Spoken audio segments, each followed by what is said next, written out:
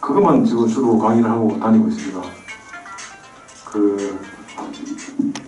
한 몇 개월 전인가요? 그것도 인연이 돼가지고 성남문화원에서 와서도 국보 강의를 그때 했습니다. 했고 쭉 다니고 있는데 또 우리 윤 의원님이 한번 또 오시라 이래서 오려고 마음을 먹었는데 요번에 또 같은 주제로 하기는 좀 또 중복되는 것 같아서 제가 오랫동안 연구를 해왔던 초상화를 한번 해볼까 싶어서 어떠냐고 말씀드렸던 흔쾌히 그렇게 하는 게 낫겠다 하셔서 초상화를 오늘 소개를 하도록 하겠습니다. 초상화는 참 제가 굉장히 오랫동안 연구를 했습니다. 뭐 기자가 뭐 기사를 쓰지 왜 연구를 하고 있냐. 이게 기사를 쓰다 보니까 또 욕심이 생겨서 다른 분들이 안 하는 분야를 좀 하고 싶어서 했습니다. 여기 나오는 챕터가 한 48개, 50개쯤 되는데 하나의 챕터가 논문 하나로 보시면 됩니다. 그만큼 공을 들여가지고 찾고 그 다음에 또 일단은 뭐 이런 책이나 기사도 마찬가지지만 책은 사진이 중요합니다. 여기서는 사진이라 하면 초상화죠. 초상화를 구하려고 굉장히 좀 많이 노력을 했습니다. 그래서 저는 고화질 초상화를 많이 갖고 있고요. 물론 이제 진품은 없습니다. 진품은 하나도 없고 하도 제가 초상화에 애정이 있어서 2017년에 그 세조 의진 초본이라고 스케치본인데 그게 이제 8천만 원에 시초가로 해가지고 경매에 나왔습니다. 심지어 그걸 제가 경매에 들어가려고 했어요. 8천만 원 저 같은 봉투행이한테 결코 작은 돈은 아니지만 그 당시에 다른 사람들은 크게 가치를 못 알아봐가지고 그 그림에 대해서 결국은 국립보건박물관이 낙찰받아 갔는데 낙찰가 이야기는 아니더라고요. 알던데 추측컨대 한 1억에서 한 2억 사이 정도 그렇게 추측하고 있는데 어쨌든 뭐 그 그림의 가치를 따지자면 저는 그 정도 낼 용의가 있습니다. 집을 팔았으라도. 근데 실제로 저는 초상화를 굉장히 연구를 하고 또 많은 관심을 갖고 있지만 아직 초상화를 갖고 있지는 않습니다. 좀 연구하고 이렇게 하다 보니까 실제로 제가 깊이 있게 알지는 못하는데 또 저는 대중하고의 관계도 중요하기 때문에 많이 알려진 초상화를 주로 소개를 하고 연구도 하고 있습니다. 그래서 정말로 자기 가문에 있는 듣보잡 듣도 보도 못한 그런 분들 초상화를 가지고 와서 이거 누구냐 물어보는 분들 계시거든요. 그래서 저는 그런 경우가 굉장히 괴롭습니다. 한두 번도 아니고 뭐 여러 분 그렇게 문의를 해오셨는데 어쨌든 오늘은 초상화에 대해서 제가 하여튼 최대한 그 재미있는 부분만 추려서 그 여러분들이 초상화에 대해 조금이라도 관심을 가질 수 있으면 어떨까 이렇게 해서 이제 초상화에 대해서 말씀드릴 거고 이게 초상화가 왜 중요하냐면 우리나라가 이제 다른 분야는 다 좋아요. 뭐 그 불상도 멋지고 특히 도자기는 전 세계에서 가장 그 걸작들이 많습니다. 청자나 뭐 백자도 마찬가지고 백자는 번청사기라고 있죠. 번청사기 그거는 진짜 지금 봐도 지금 미적 감동도 전혀 떨어지지 않는 그런 수준의 그 자기의 어떤 예술적인 그 가치가 높습니다. 그래서 일본이 번청사기에 혹해가지고 그 번청사기를 그 만드는 기술자를 다 빼갔잖아요. 그게 엔지니어한테 다 빼간 겁니다. 그래서 우리나라에서 번청사기가 멸종돼 버려요. 그 이후로. 어쨌든 조선의 번청사기 그 다음에 고려의 청자 정도는 전 세계적으로 중국도 못 따라옵니다. 일본 같은 경우도 근대에 와서 겨우 따라오는 수준이고 근데 우리가 약한 부분이 회화입니다. 회화, 그림. 그림은 대부분 우리나라 그림이 작습니다. 기다려봐야 뭐 커봐야 도화지 크기 정도밖에 안 되는데 중국 같은 데 가면 산수가 그려놨는데 얼마나 큰지 압니까? 저기서 이까지 됩니다. 크기가. 그것도 어제 그린 것처럼 깨끗합니다. 훼손하면 하나 안 돼 있고 대만 국립박물관 이런 데 공공박물관 이런 데 가면은 어마어마합니다. 그림이. 그렇게 한두 점도 아니고 수백 점. 우리나라는 뭐 나중에 그 언급되겠으면 뭐 김홍도 있거든. 김홍도 국보 한 점 있습니다. 뭐 물론 보물도 좀 있지만 그 다음에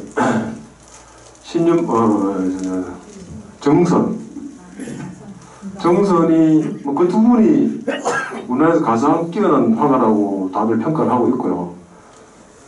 그 김홍도는 뭐 다방면에 뭐 천재죠. 천재고 제가 미술을 공부하면서 보니까 와 진짜 그 사람이 우리나라 미술에서 이루는 업적은 어마어마합니다. 우리는 기껏해야 풍속화가 정도로 아는데 모든 기록화 다 김홍도 나가 있습니다. 그때 영조 정교 때.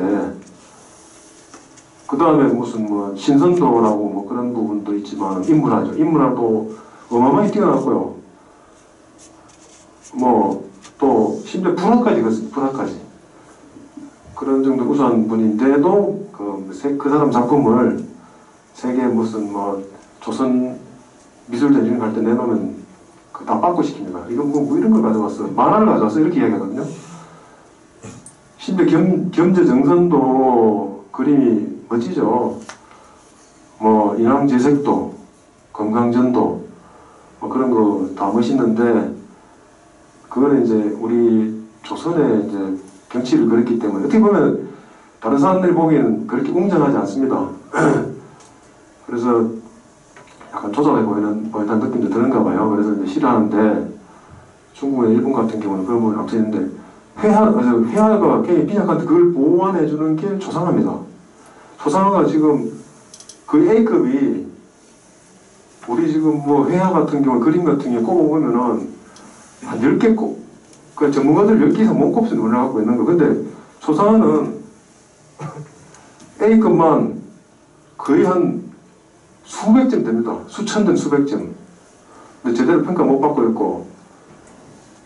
그래서 이런 부분들이 소상화점만 미국이나 유럽에서 한번 하면 그 사람들 뻑 뒤집어집니다. 그런 부분에 대한 가치를 저는 알리고 싶어서 이제 소상화를 연구를 하고 있는 거고요. 이게 수론이 너무 기니까. 넘어가는 게.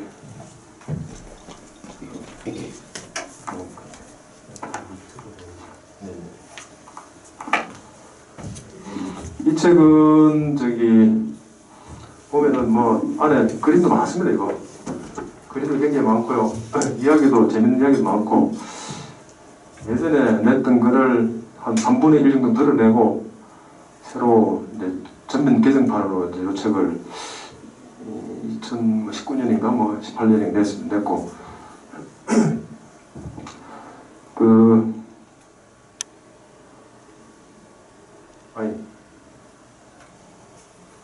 여기 불이 오는 게 불은 안 오는 이런 거 아닌데 요분은 누구신지 아시죠? 네, 연인군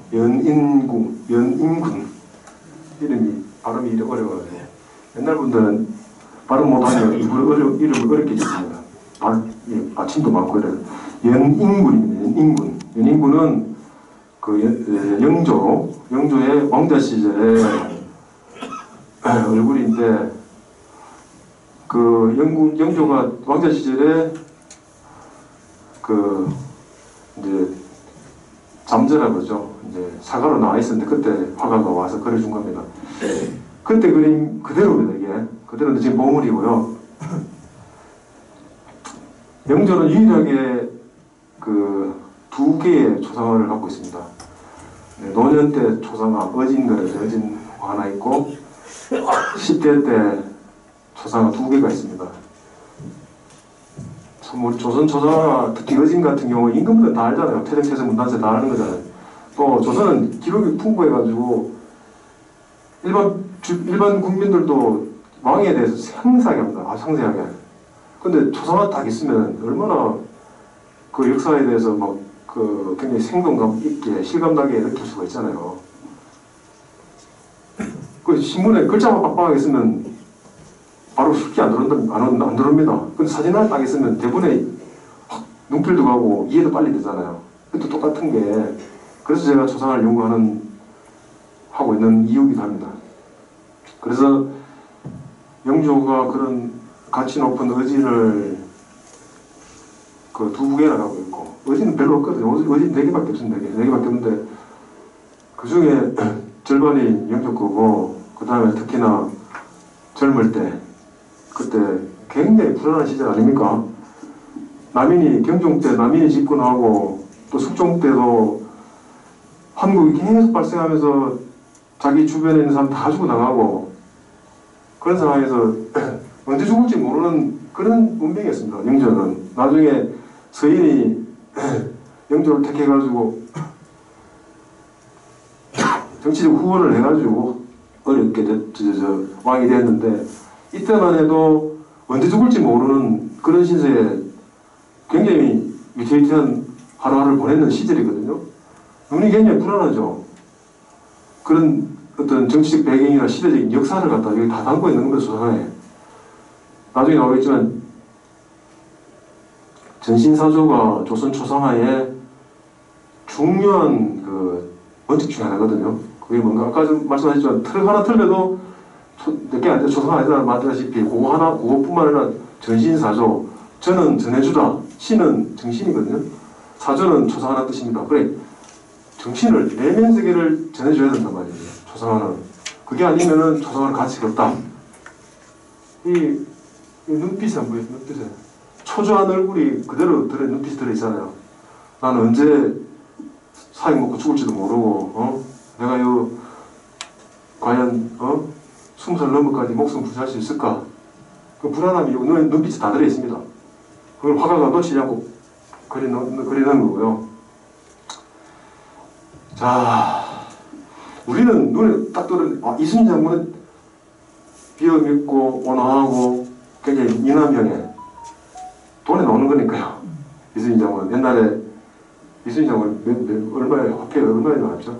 그 표준 영경 얼굴이 있어요. 그게 딱 오른다고요. 그 다음에 세종대왕 조금 풍만하고 좀 덕이 있어 보이고, 그 다음에 태계이항 학자니까 파리하게 말랐고 눈빛이 경영하고 반짝이고 뭐 그런 이미지가 있잖아요.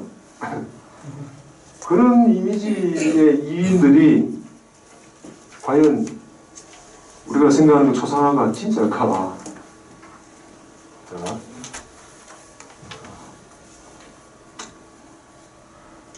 참 초상화가 이게 조선청화가 그랬죠. 많다 그랬죠. 굉장히 많습니다. 그래서 조선은 초상화의 나라를 합니다. 나라.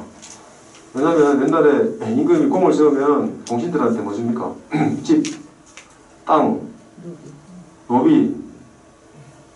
그럼 뭐 줍니까? 초상을 그려줍니다. 그것도 초상을 누가 그려주느냐? 우리나라에서 행색계나 하는 최고의 화가들이 그려줍니다. 그게 이제 도화서에 가면 대궐에 공중의 기록화, 어진, 공중에 관련된 그림을 모든 걸 그리는 게 도화서라 그럽니다. 임금의 어진을 그린 사람을 갖다가 조선을 하여튼 뽑아서 최고의 나라의 손이라는 국수들을 뽑아가지고 놓은 데가 도화서인데, 그게 지금 우리가 했던 신윤복이니 신윤복도 심지어 도화서에 있다가 쫓겨났죠. 이상한 그림 그리다가. 김홍도 전부 도화서 사람들, 우리가 알고 있는 화가는 전부 다 대부분의 95% 이상 도화서 사람들입니다. 심지어 거의 100% 가까이. 거기서 그린 그림인데 최고의 수준의 예술성을 자랑하는 그림이죠. 그렇게 많았지만은 또 일시적으로 시기적으로 그 그림이 조금 완전히 그 사람을 나타낼 수 있냐. 그래서 그림 대신에 그림 그리지 말자 이런 분위기도 있었습니다. 그래서 태계이항이나 이순신 같은 요 시대 선조 때는 초상화 별로 없어요. 그 다음에 이제 조상들이 공을 세웠기 때문에 초상화를 각자 집안에 갖고 있잖아요. 말을 받아가지고. 그분이 돌아가시면 그걸 어디다 갖다 놓느냐. 훌륭한 분들 다 사당이 다 있죠. 집안에 있고, 그 다음에 집안 어때 선산 옆에 그런 데다가 사당을 지어놓고 제사를 지냅니다. 그러면 보통 제사 지낼 때 신줄 놓죠. 형광학생 무고시 이런 거 있잖아요. 신줄 놓고, 그 다음에 옛날에는 공신으로서의 하사받은 초상을 뒤에 걸어 놓습니다. 그런 문화가 이제 조선에 이제 퍼지면서 일반 공을 안 세운 사람도 초상을 그려가지고 그려놓기도 하거든요. 그러니까 뭐 제대로 안 그리면 그거는 좀 창피한 일이니까 굉장히 자식된 입장으로서, 후손된 입장으로서 거금을 들여가지고 훌륭한 분의 학자들, 특히 그분들 얼굴 그려가지고 이제 사랑에 놔뒀습니다. 그래서 거의 각 문중마다 이때 뭐 조상들이 많은 거니까, 심지어는 뭐 5명, 10명 이렇게까지 조상을 다 갖고 있었거든요. 그래가 또 조상하고 되면은 한 50년 지나면 날잖아요. 그럼 새로 그래요. 똑같이. 그런 일을 계속 반복하다 보니까 집안별로 조상을 엄청나게 많은 거죠. 그게 아직도 가문부를 갖고 있는 분들이 있어요. 있고 상당 부분은 이제 팔리기도 하고 집안이 해체되면서 묘도 파가지고 뭐 관리 안 하는데 뭐 그 조상을 관리하겠습니까? 그 종손이나 뭐 그 조상 가진 사람이 다 팔아먹고 이러는 거죠. 재산을 하는 거죠. 그렇지만 아직 그게 이제 흘러가지고 국립고궁박물관이나 뭐 국립중앙박물관, 심지어 해외로 팔려나가는 것도 많고요. 그럼 우리가 알고 있는 초상화가 이게 과연 진짜 초상화냐? 이분은 잘 아시다시피 많은 권에 지금의 만원짜리 그 세종대왕상입니다. 세종대왕은 뭐 기록에도 보더라도 뭐 운동을 많이 해가지고 뭐 병을 달고 살았고 종합병원이라고 그러잖아요. 그리고 심지어는 젊을 때부터 아파가지고 저 아버지 태종이 너는 나하고 같이 가서 운동을 좀 해야겠다. 너는 이게 너무 비대하고 그래서 내가 아버지로서 굉장히 걱정이 된다. 이런 이야기를 젊을 때부터 하고 있다고 실록에 나와 있습니다. 그래서 병을 달고 살았고 계속 뭐 특히 저 당뇨, 그 다음에 뭐 눈병, 눈은 안 보였죠. 나중에는 거의 한 40대 넘어가서 눈이 안 보였습니다. 그래서 이제 그런 걸 여러 가지 참고해가지고 이렇게 이제 뚱뚱하게 나왔는데, 심지어는 그 마지막 홍손이라는 이석이라고 옛날 비둘기 집인가 뭐 그런 분들의 얼굴도 참고했다고 뭐 이야기를 하는데, 이게 이제 운보 김기창 화백이 그랬습니다. 이 그림을. 근데 사실 요거는 신권 만원이기 때문에 조금 바꿨는데 하도 비판이 심하니까 국권 만원짜리 보면은 이 두 사람 얼굴 똑같습니다. 운보 김기창 화백이 세종대왕. 눈썹이 또. 아니 전체로 얼굴도 뚱뚱하고 코도 주먹하고 똑같이 그랬어요. 그래가지고 엄청나게 비판 있었죠. 뭐 네 얼굴을 껐다 거기를 그려놓으면 어떡하냐. 근데 운보 김기창은 그 친일 행적으로 또 조금 비판을 받고 있는 거죠. 옛날에 태평양 전쟁 이럴 때 뭐 그 전쟁 미화하는 이런 그 다음에 군인 자원 이런 관련되는 그림을 그려가지고 문제가 되고 있습니다. 그 다음에 태계이항 5천짜리 있는 태계이항이죠. 1,000짜리 죄송합니다. 요즘 지폐를 안 쓰다 보니까 카드를 쓰다 보니까 1,000원짜리의 태계이항인데 우리가 너무 잘 아는 태계이항의 모습입니다.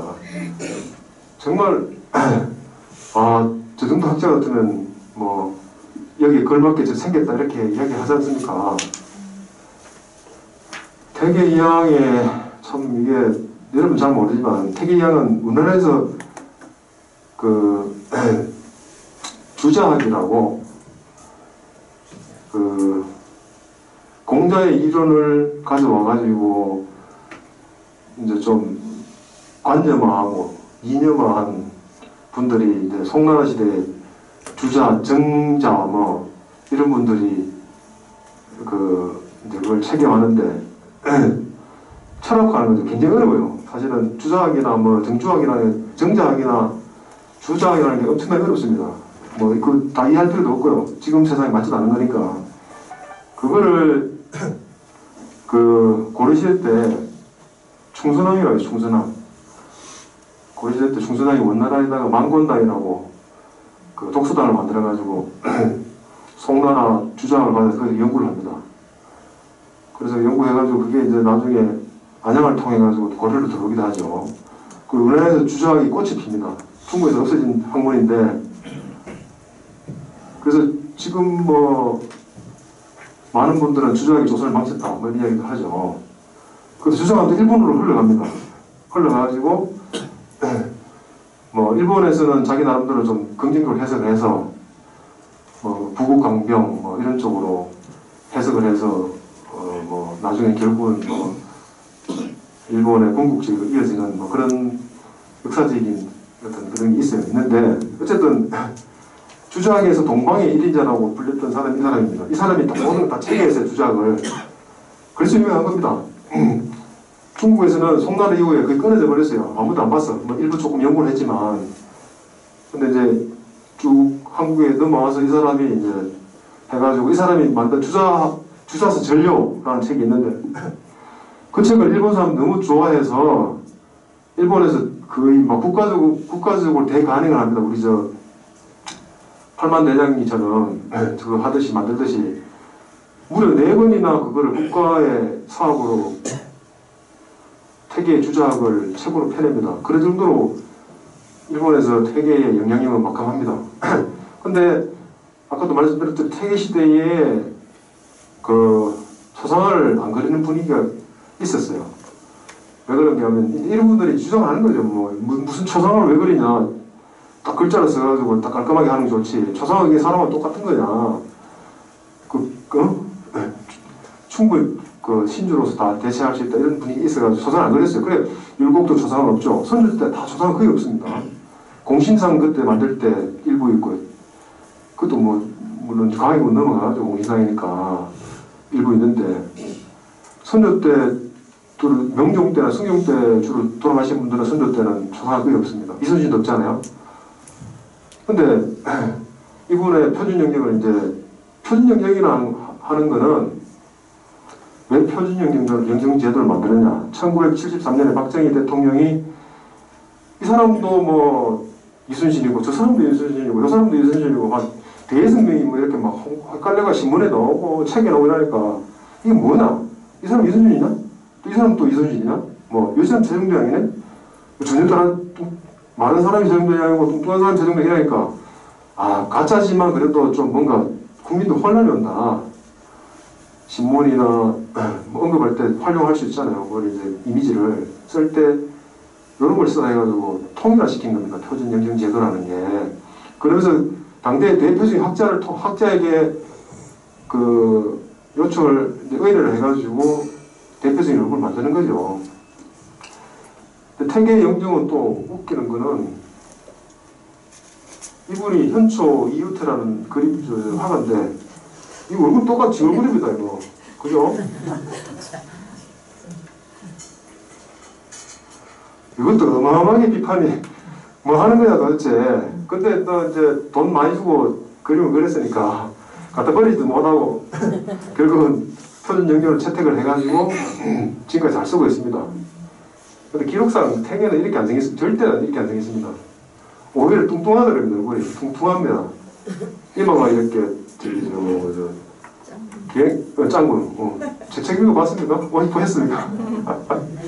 이마가 짱구고 오히려 이렇게 좀 넓적하고 이런 형태의 얼굴입니다. 태계는. 그 다음에 이분은 이제 율곡 이 선생인데 우리나라 이제 조선 중기 후기 때 거의 뭐 정권을 쥐고 막 휘둘렀던 서인 노론의 정신적인 스승이죠. 이분도 좀 아까도 말씀드린 영증이 없습니다. 그래서 일랑 이종상 화백이라는 분이 그랬는데 입이나 이런데 안 똑같습니까? 눈도 좀 비슷하고 그죠? 이건 그냥 제가 공부하라고 말씀드리는 거 아니고 그냥 뒤로 하실까봐. 그것도 벌써 30분 지났네요. 그 다음에 광화문에 가면 우리 또 이런 세종대왕 동상이 있죠. 동상. 이건 굉장히 서울의 명물이죠.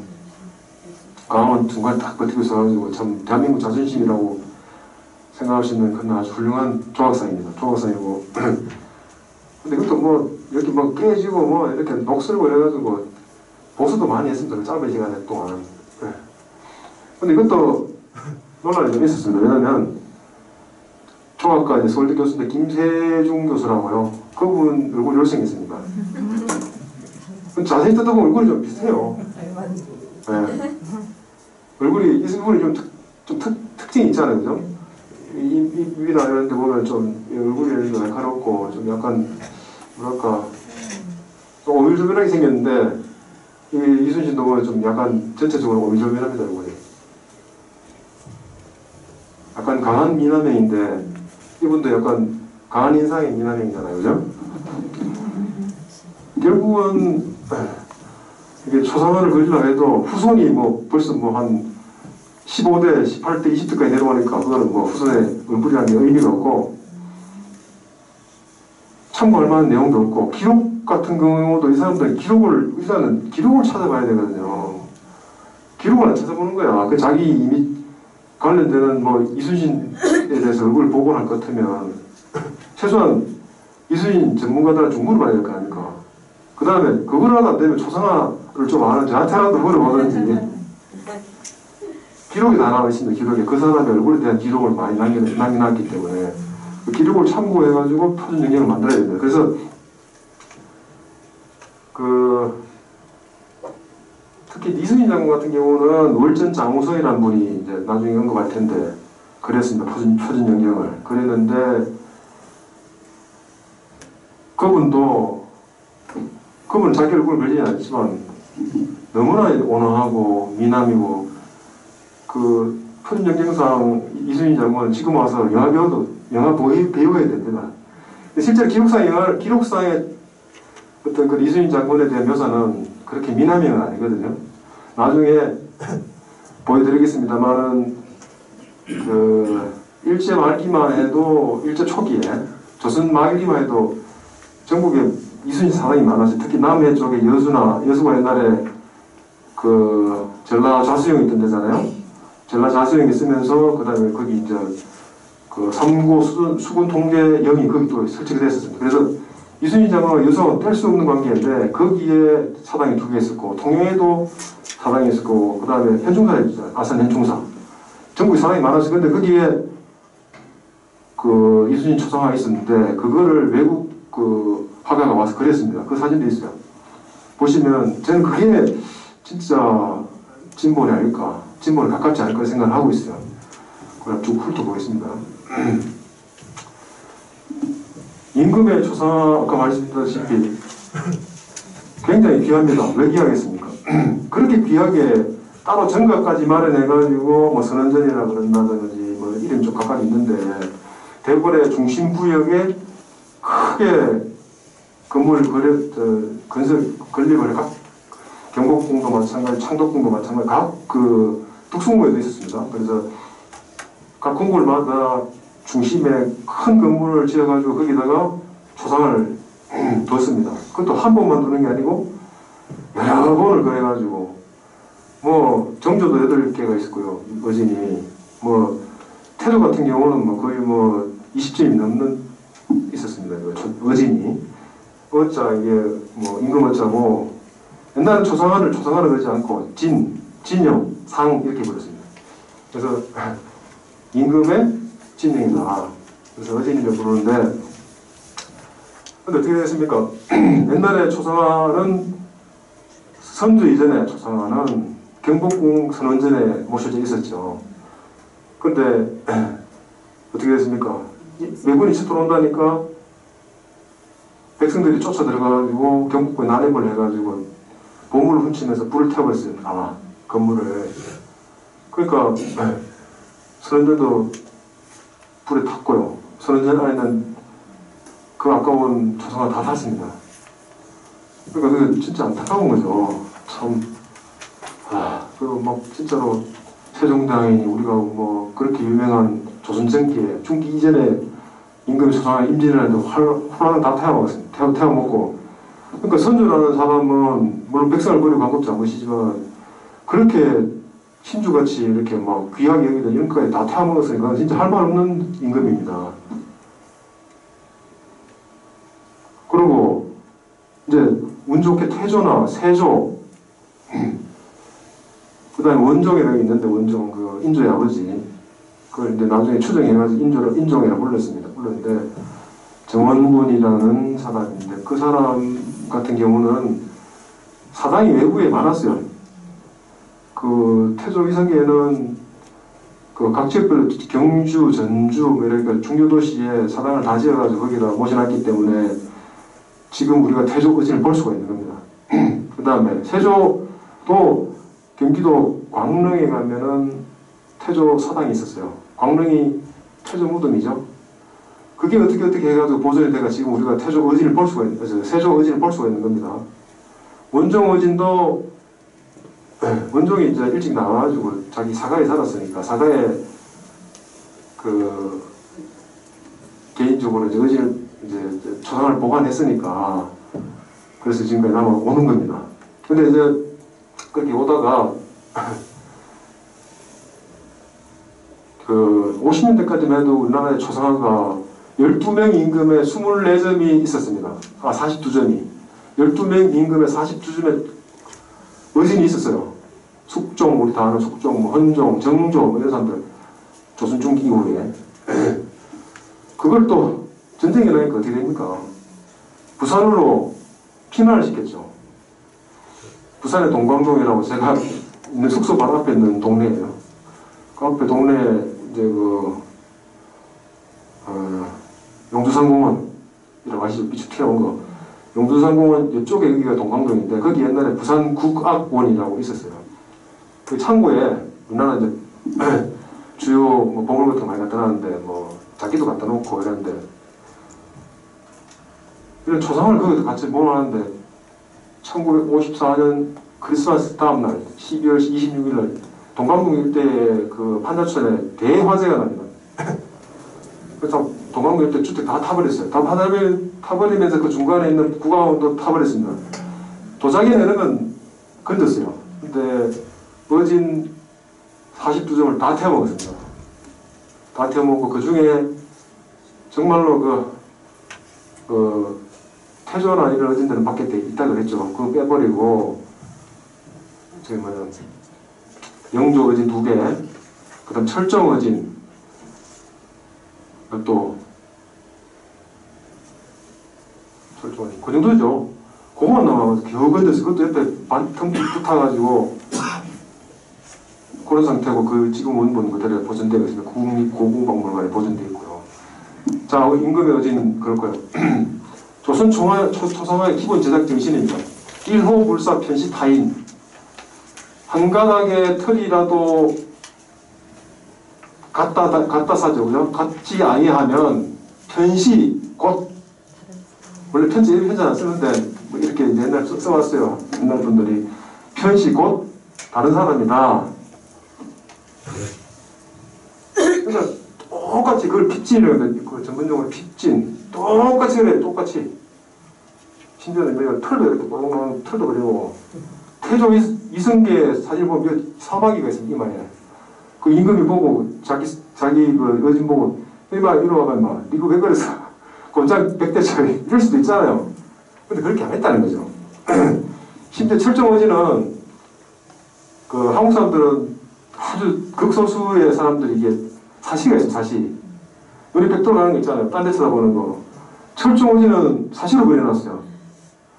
아니 감히 임금 그림을 얼굴을 그리는데 사시라니 이게 권장을 한 50대 맞아야 되는 일인데 그 다음에 이제 얼굴에 뭐 주근깨 뭐 반점 그 다음에 뭐 심지어는 이제 뭐 마마 자국 천년주 자국도 있고 뭐 똑같이 그려야 됩니다. 안 그러면은 상소 올라오고 난리 납니다. 이게 무슨 짓이냐고 이거 모릅니까? 도대체 이걸 모르고 이런 원칙도 모르고 초상화를 그린단 말입니까? 이렇게 이제 막 반발하니까 알아서 하는 내 멋대로 뭐 있는 대로 그려 뭐 이렇게 했는 거죠. 그다음 전신사조 아까 말씀드렸듯이 전달한다. 정신을 전달하는 초상화다. 사조가 초상화잖아요. 사조. 그런 두 가지 큰 원칙이 있어요. 그러니까 초상화가 똑같이 해야 됩니다. 똑같이. 대궐의 도화세 아주 조선의 최고의 화가들이 임금의 사진을 똑같이 그리고 복장도 똑같이 그립니다. 그러니까 한치 오차도 똑같이 그리니까 그 당시 복식도 연구하는데 굉장히 중요한 자료가 되고요.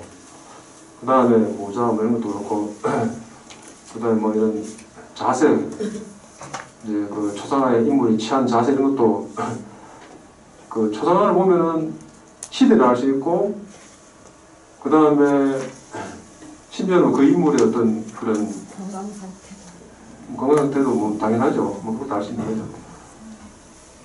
그런 것들이 가능한 건 이런 대원칙이 철저히 지켜져 있기 때문에 가능했다.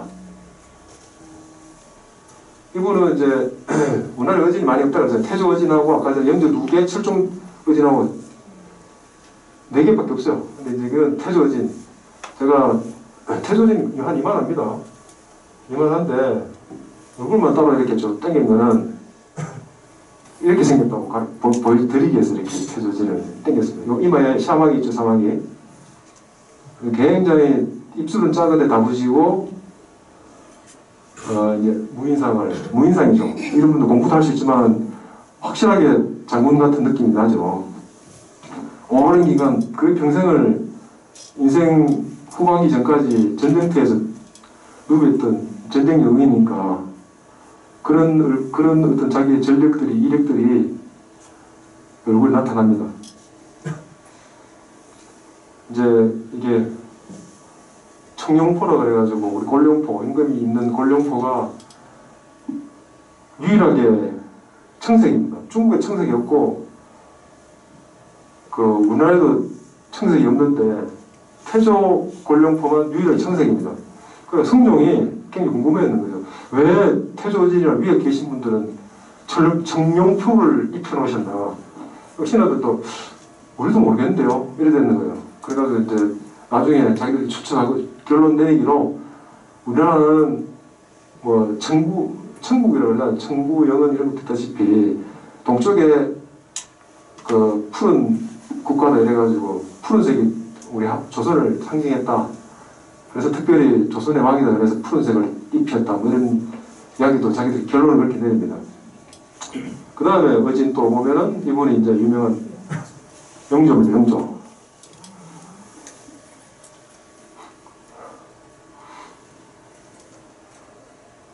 영조 뭐 이순재 씨 많이 닮았잖아요. 이제 워낙 유명한 의진이니까 탤런트 이제 이렇게 할 때 탤런트 이제 이렇게 처음에 이제 구성할 때 이런 걸 참고를 많이 합니다. 미남이고 그 숙빈 최 씨가 이제 미녀라고 옛날에 그랬거든요. 후궁의 자식들 대부분 다 미남입니다. 왜냐면 후궁들 다 이쁘거든요. 보통 그 궁녀를 그 왕비를 뽑을 때는 인물을 안 봅니다. 그런 게 있어요. 가장 큰 몇 가지 조건이 있는데 덕이 있어야 되고 무슨 집안에 이렇게 무슨 문제가 없어야 되고 이런 게 중인데 그 중에 하나가 인물이 없어야 되는 게 딱 나와 있습니다. 명시가 되어 있습니다. 그러니까 인물이 너무 좋은 왕비가 들어오면은 이제 거기만 집중해서 다른 사람들한테 이렇게 애정을 안 주고 그 다음에 이렇게 일을 하는데 좀 방해될 거다. 이래서 왕비를 간택하는 기준은 그런 기준이 실제로 있습니다. 있고 조선은 이제 왕비는 한 명밖에 못 두죠. 경북도에 나와 있습니다. 그 1인 그 1처만 둘 수 있다고. 그래서 이제 실제로 이제 1처만 하나지만 후궁은 엄청나게 많죠. 의미가 없는 이야기인데. 어쨌든 그 정비의 간택 기준에 인물을 보지만한 그런 내용이 있습니다. 그렇지만 이제 이게 그 영주의 어머니는 후궁가 이제 무술이죠. 무술이 이렇게 집 쓰레기 버리고 이런 이게 누비 이거 이불을 이렇게 바느질하고 이런 일을 했던 사람입니다. 그래가지고 영주하고 숙빈채 씨하고 굉장히 사이가 좋았는데 효자거든요. 그래 이제 그 왕이 되고 난 다음에 어머니 그때 나이 나실 때 뭐가 제일 힘들다고 하니까 누비 눌리는 게 너무 힘들다 이랬거든. 그러니까 이제 그 다음부터는 영조가 누비 옷을 안 입었습니다. 그런 일화도 있고요. 어쨌든 영조가 아까 말씀드렸던 진제해가 그린 그 영조 왕자 시절에 그 의진, 이것도 의진이라고 그럽니다. 이제 왕이기 때문에. 앞에 거는, 요거는 국보고, 요거는 두 개는 이제 보물입니다. 보물. 이제 그 영조 거는 당시에 그랬던 게 이제 좀 낡아가지고, 요건 1900년에 새로 이모라 그러는데, 이름 이모. 원본을 놔두고 새로 그리는 걸 그 이모라 그러는데, 1900년 그림이기 때문에 그 유명한 왕이지만 보물밖에 안 되고요. 이거는 이제 왕자 시리즈이기 때문에 아직도 보물이고요. 충분히 국보가 될 수 있는 그 의진들이고, 이건 철종의 의진입니다. 철종.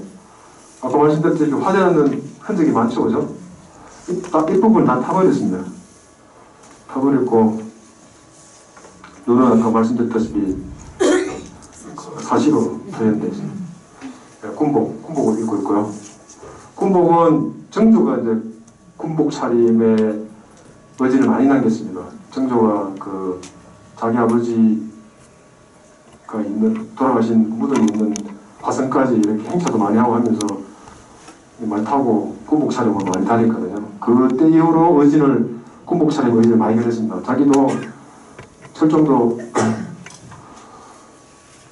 철종이 그 정조의 현손입니다. 현손은 뭡니까? 고손자죠. 고손자.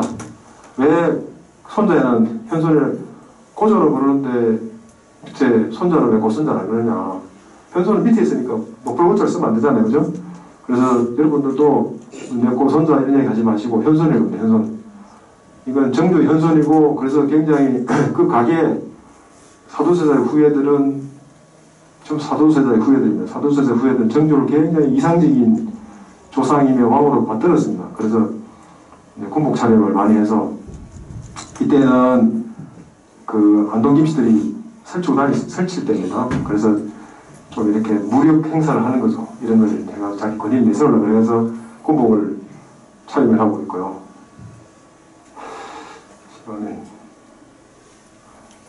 근데 우리 철종을 흔히 이야기할 때 뭐 강화도령, 일자무식, 뭐 농사꾼 뭐 이런 얘기 하는데 실제 그렇지 않습니다.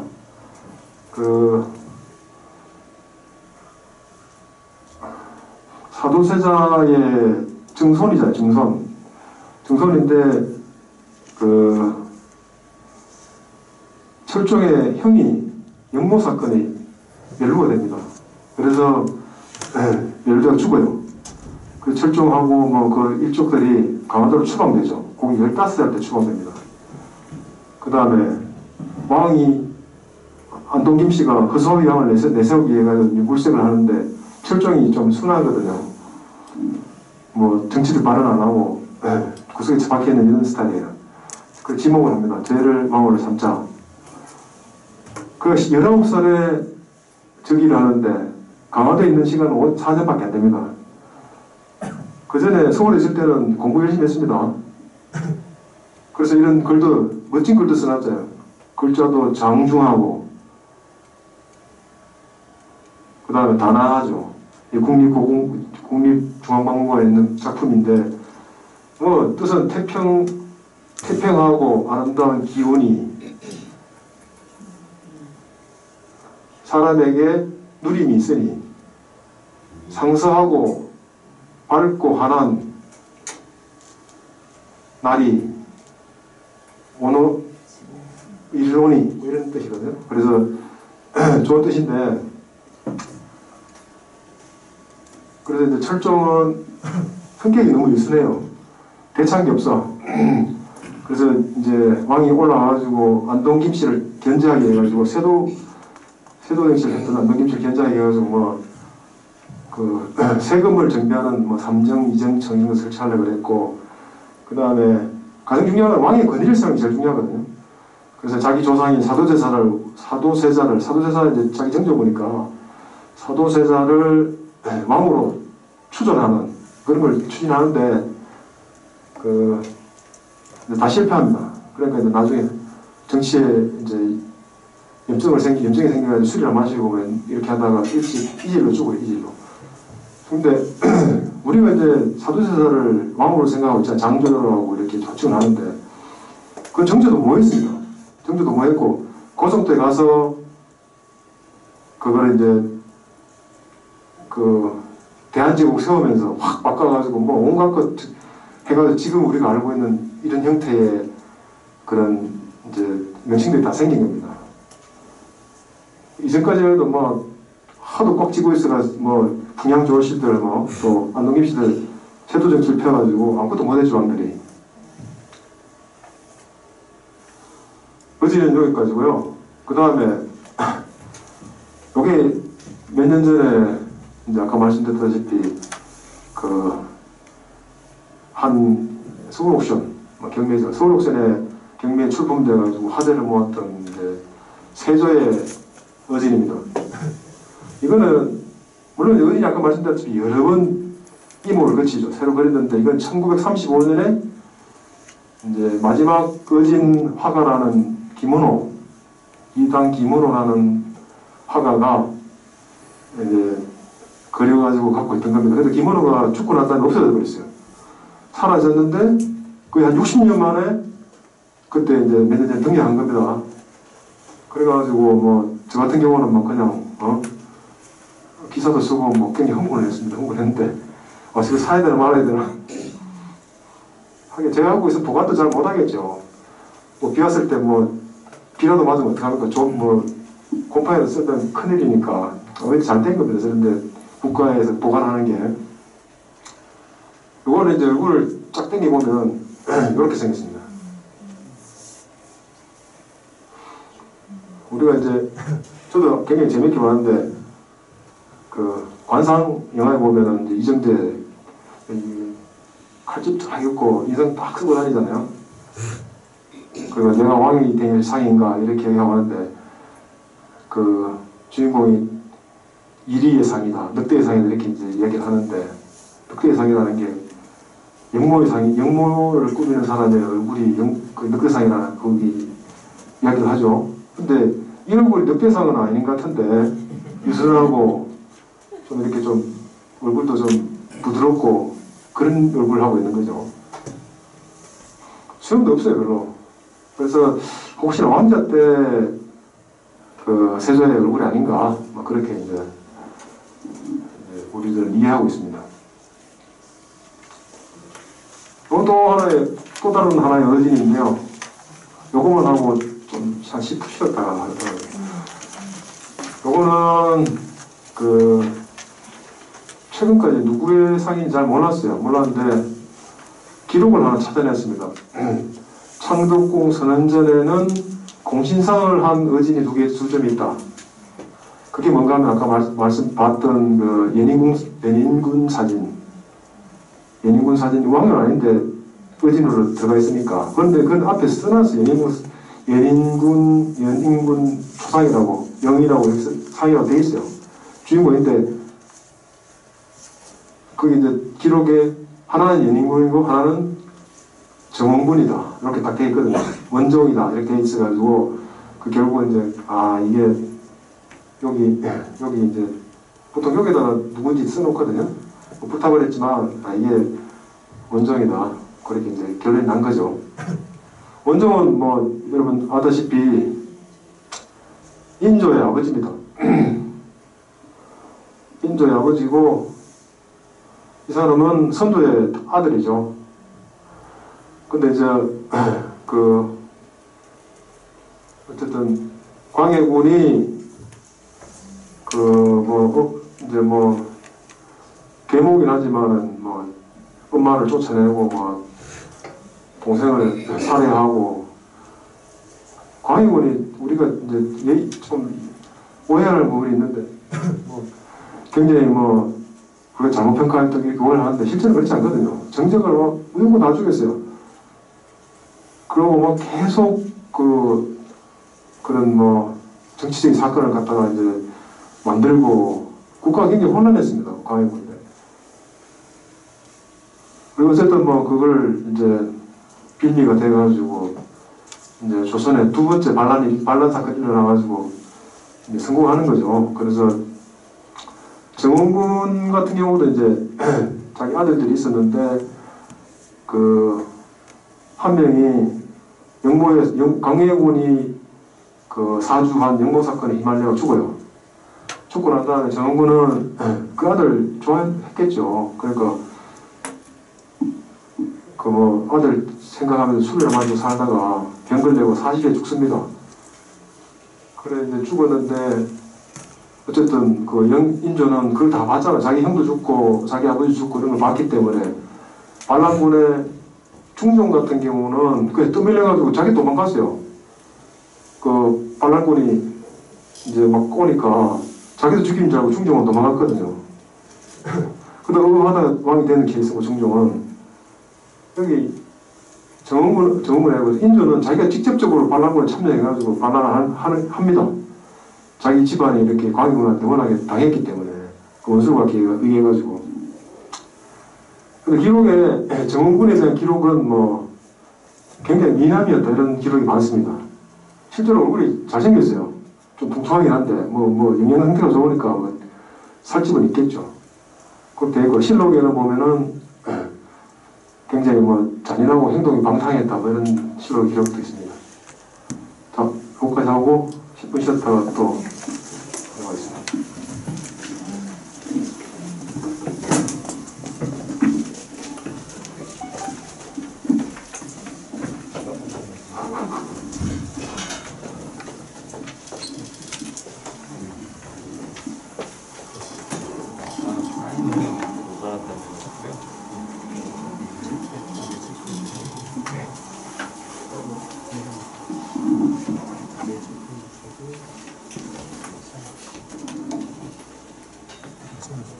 예.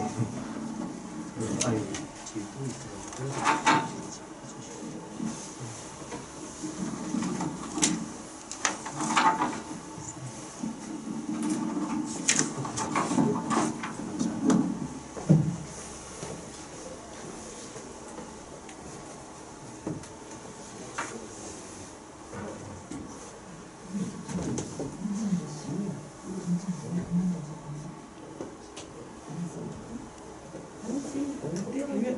대면회의가 아니었으면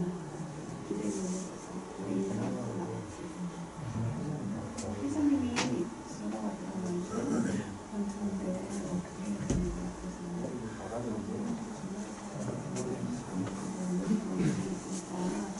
그렇게 인사 말씀하려는데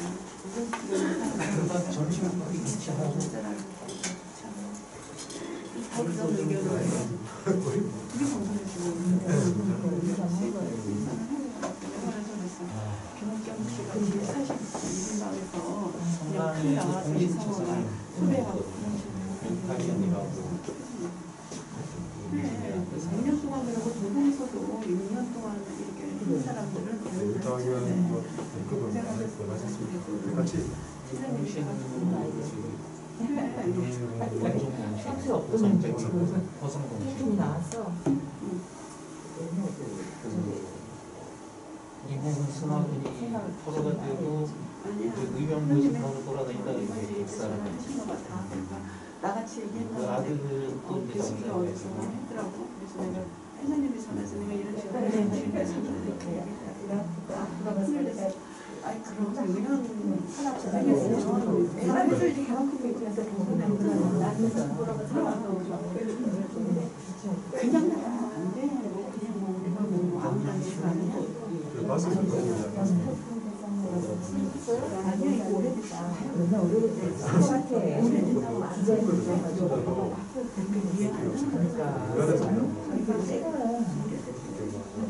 지속적으로 기록에는 70대 1930 일제 조선에서 집안에 가문을 갖고 있는 이런 거는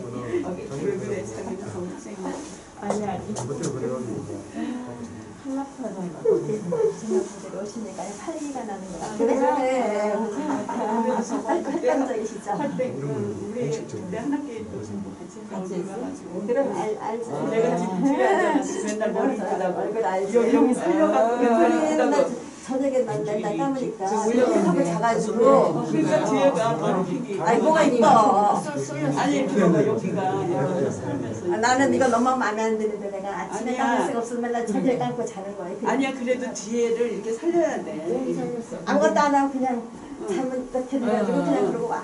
아침에 감을 새가 없거든. 한국을 쓰게요? 예? 예, 감독 파마 안 하는 거예요. 그러니까 너무 좋잖아 이거 봐. 파마 안 한 지가 10년이 넘어서 12년 됐어요. 근데 한번 뒤에 울려고 제 겁니까?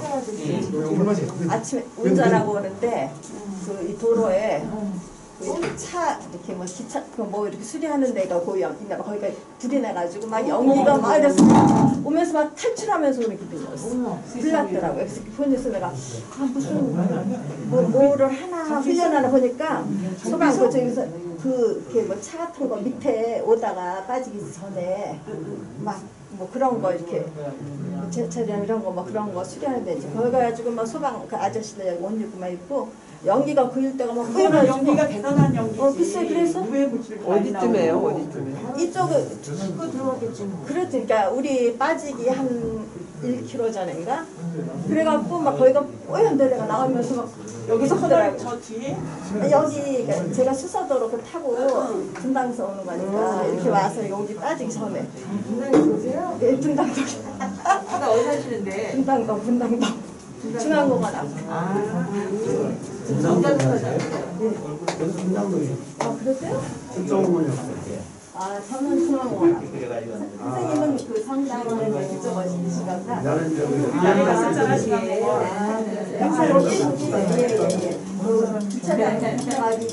주차장 잡지. 저는 중앙공원을 선이 들어왔대. 오는데 무섭더라고. 탈출하는 줄 알고. 하는데 안 올 수가 없잖아요. 저기 있는데 막. 그래? 아침에 막 바빴는데 몰라. 그러다가 끔찍끔찍으로 어떤 때는 말했다는 소리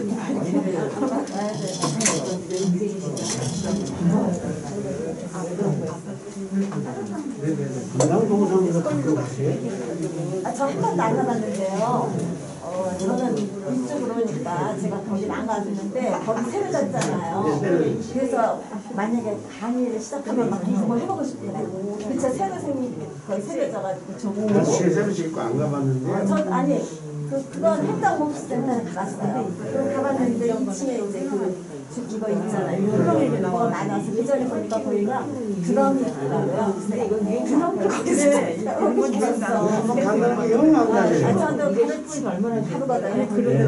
언제 한번 가보고 싶고 그러면 거기 뭐 이제 스포츠 프로그램도 많아서 이런 거는 한국 같이 하다 내가 이렇게도 못해 너무 하니까 자기랑 집을 생각하고 여기는 학원 다니면서 나고 있어가지고 거기 이제 프로그램이 많더라고요. 그래서 여기서 하지만 거기서 영어도 하고 있지만 3시에 먼저 이면동 살다가 이면동 아파트 살다가 그러다가 이제 한 5년 됐어요. 아니야 여기 건물 살다가.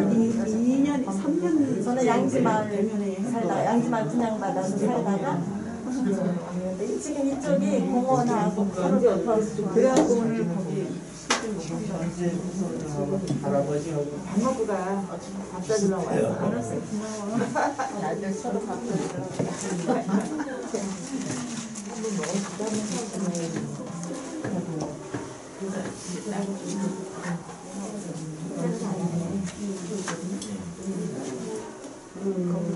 한번 먹어보자. 여러 가지 안 보이네.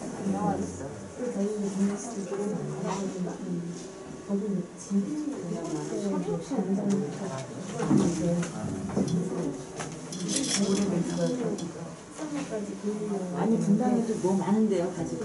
그쵸, 막 그쵸. 나는 미국 이사와서 그래. 저는 이쪽에서 약속을 했었어요. 그래서 여기서 가깝다 보니까 이렇게 하다 여기가 영어가 있더라. 그래서 그게 미연이 돼가지고 그래서 여기로 오게 됐어요. 대부분 인연을 맺으면은 뭐 가까운 데 가지고 멀리 가는 거야. 맨 처음에 사실 여기가 교육청재였거든요. 근데 교육청재였는데 지금 여기가 교육청이 아니죠.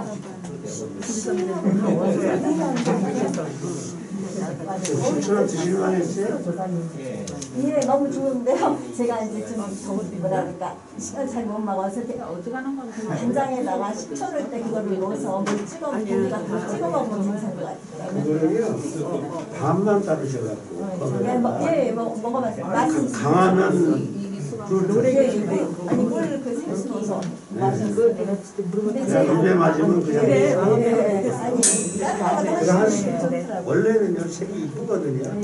올 때니까 색이 죽어요. 땅도 있고.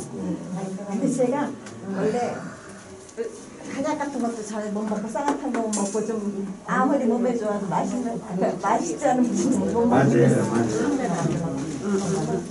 아무리 좋아도 맛이 있어야 돼요. 네, 후배. 후배. 그리고 또 남자의 부분에 아니 그러니까 이번 금요일만 가면 확실히 알겠죠. 이번 금요일 가면은 공천이 확실하네.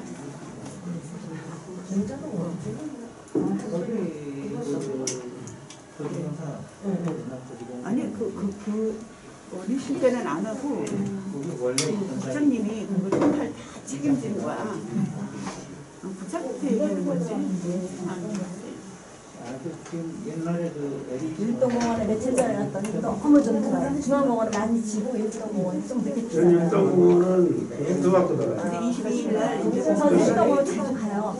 저번에 며칠 전에 가서 걷는데 너무 좋더라고요. 혹시 중앙공원이 많이 졌어요. 또 갖고 돌고 오면 오시고 그리고 초록 색깔이 연두색 그 이파리들이 거기다 물에다 다 비치고 그러니까 너무 좋고. 중앙공원은 완전히 가면 맨날 어린이들 날처럼 사람이 많아가지고 너무 많아. 중앙공원에 꽃 무슨 꽃이지 빨간 꽃 이렇게 예. 그거 이름 뭐 알았었는데 꽃무릇 그것도 이쁘다던데 거기 필때 갔는데 중앙공원 너무 좋긴 한데 사람이 너무 맞아 많아가지고 거기는 행사도 많고 완전히 매일 어린이날 같이 만나서 코로나 아니면 거기 행사도 많고 좋죠. 또 저기 봉사들도 거기 잔디광장에서 봉사할 때 한번 가고 저는 집에서 찾기를 안 건너고 바로 그냥 가게 돼 있거든. 그래서 그야말로 우리 집 마당 같이 너무 좋죠. 그게 제일 좋아. 나이 먹어서. 내가 일동공을 우리 집 마당이라고 해요. 그쵸? 선생님은 운동을 저는 중앙공원. 저는 일동공원도 좋아. 그 BMW 그 교회 있고요 옛날에. 거기까지 쭉 올라가야 되죠. 그리고 올라가는 길 있죠. 나는 그 두 번째. 그 주차장 있죠? 네. 앞집에. 선생님 저기 제가 기억에 어제 화가 중에서 유명한 사람이 그 최용신이라는 이름이 지금 떠오르네요. 네, 그쵸? 그분이 많이 아, 이쪽에 저 중앙교회 쪽으로 올라가. 그냥 그 사람 이름이 자꾸 머리에 떠오르고 들어가면서 찻집도 좋아. 이는 직업화가죠, 직업화가. 나중에 원래 그 양반인데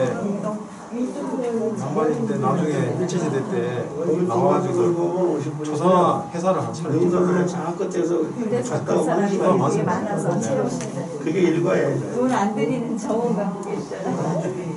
우리 모임은 있잖아. 여기 하면 여기 필수 코스로 그런 얼마나 봉사에서도 위로를 준다. 또 애들 어렸을 때 거기 있잖아. 삼천 동화에 동화식이 나오는 거. 있어. 일동공원 안에? 그럼. 저 테마파크. 네. 거기 구미동원 너무 좋죠. 진짜 분단지 땅이야. 경기 기본적인 또 같아요.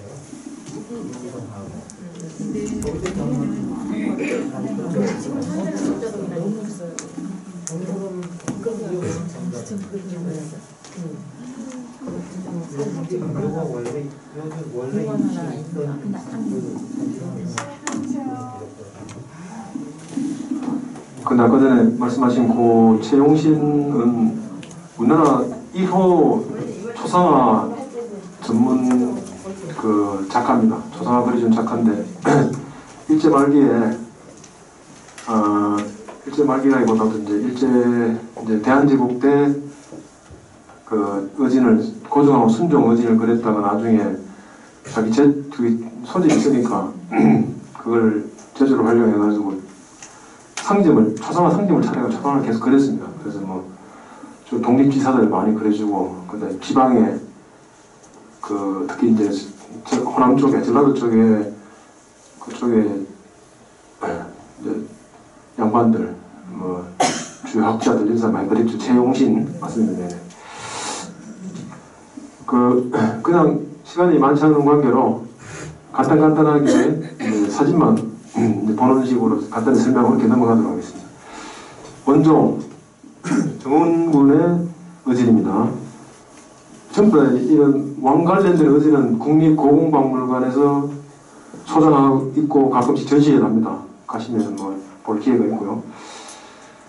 그 다음에 조선 후기에 이 부분은 사실 참 저는 안타깝긴 한데 우리가 가장 잘 기억하고 있는 조선 후기 왕 중에 정조라는 분이 있지, 그죠? 각종 개혁 정책, 그 다음에 인재 옳은 등용, 심지어 서울도 그때, 물론 검사관이나 낮은 직책이지만 처음으로 태종이 정도전 때문에, 정도전이 서울이잖아요. 정도전이 외가가 천민이거든요. 근데 정도전 때문에 굉장히 정치적으로 곤란을 겪었는데 정도전을 제거하고 난 다음에 서울들은 정치에 발도 못 디디게 해야 다 쫓아냈어요. 그 이후로는 서울들 자기 아버지 양반인데 나도 분명히 양반 같으면 광산김 씨고 안동김 씨고 파평윤 씨고 그런데 왜 이제 양반 생활을 해왔는데 단지 엄마가 정신이 아니다는 이유만으로 차별받고 그 다음에 형제들한테도 이렇게 배척받고 맞고 이렇게 자라는 게 차별받는 게 굉장히 억울하잖아요. 그거를 정조가 구절해줍니다. 거의 몇 년 만에, 수백 년 만에. 어쨌든 그런 정책을 펴고 그 다음에 애민정신 말할 것도 없죠. 벽에다 기록해놓고 예를 들어가지고 코로나 상황이 발생했다. 그럼 자기 침실 방 옆에다가 성남에 몇 명, 어제는 몇 명, 그저께 몇 명 적어놓고 왜 늘었지? 성남 시장한테 연락 전화해가지고 야 늘었어, 너 똑바로 못해 이렇게 했거든요. 정도 그렇게 했다고. 조선시대에 왕 중에 그렇게 한 사람이 없습니다. 그랬지만은 정조가 이제 문제가 많은 왕입니다. 왜냐면은 참 이게 그 당시에 이제 제대로 사상이 없으니까 그래서 사상이 중요한데 이런 서구에나 이런 좀 개혁 사상 이런 쪽으로 좀 다른 사상을 좀 알았으면 좋은데 이 사람이 추구했던 건 뭔가 하면은 조선시대에 중국 요순시대 있잖아요. 요순시대에 가장 이상적인, 동양에서 가장 이상적인 사회를 그러잖아요. 왕이고 신경 쓰고 또 농사 잘 지어가지고 정치 걱정 안 하고 배부르게 먹고 그러면 최고 아니냐 이런 이제 그게 요순시대라 그러는데 왕은 그걸 할 수 있도록 이렇게 백성들을 순화하고 순하게 살 수 있도록 순화하고 교화하고 가르치고 그런 걸 추구했던 사람이 정조입니다. 그러니까 경제를 발전시켜 부국강병을 하고 백성들에게 정치 권한을 주고 이런 데 관심이 없는 사람이에요. 그래서 그 당시에 학문적으로도 굉장히 서양의 학문들이 많이 들어오고 그 다음에 또 문체 혁명 이런 것도 있었어요. 글 쓰는데도 고문이 아니고 자유롭게 자유분방하게 쓰는 경향이 많았거든.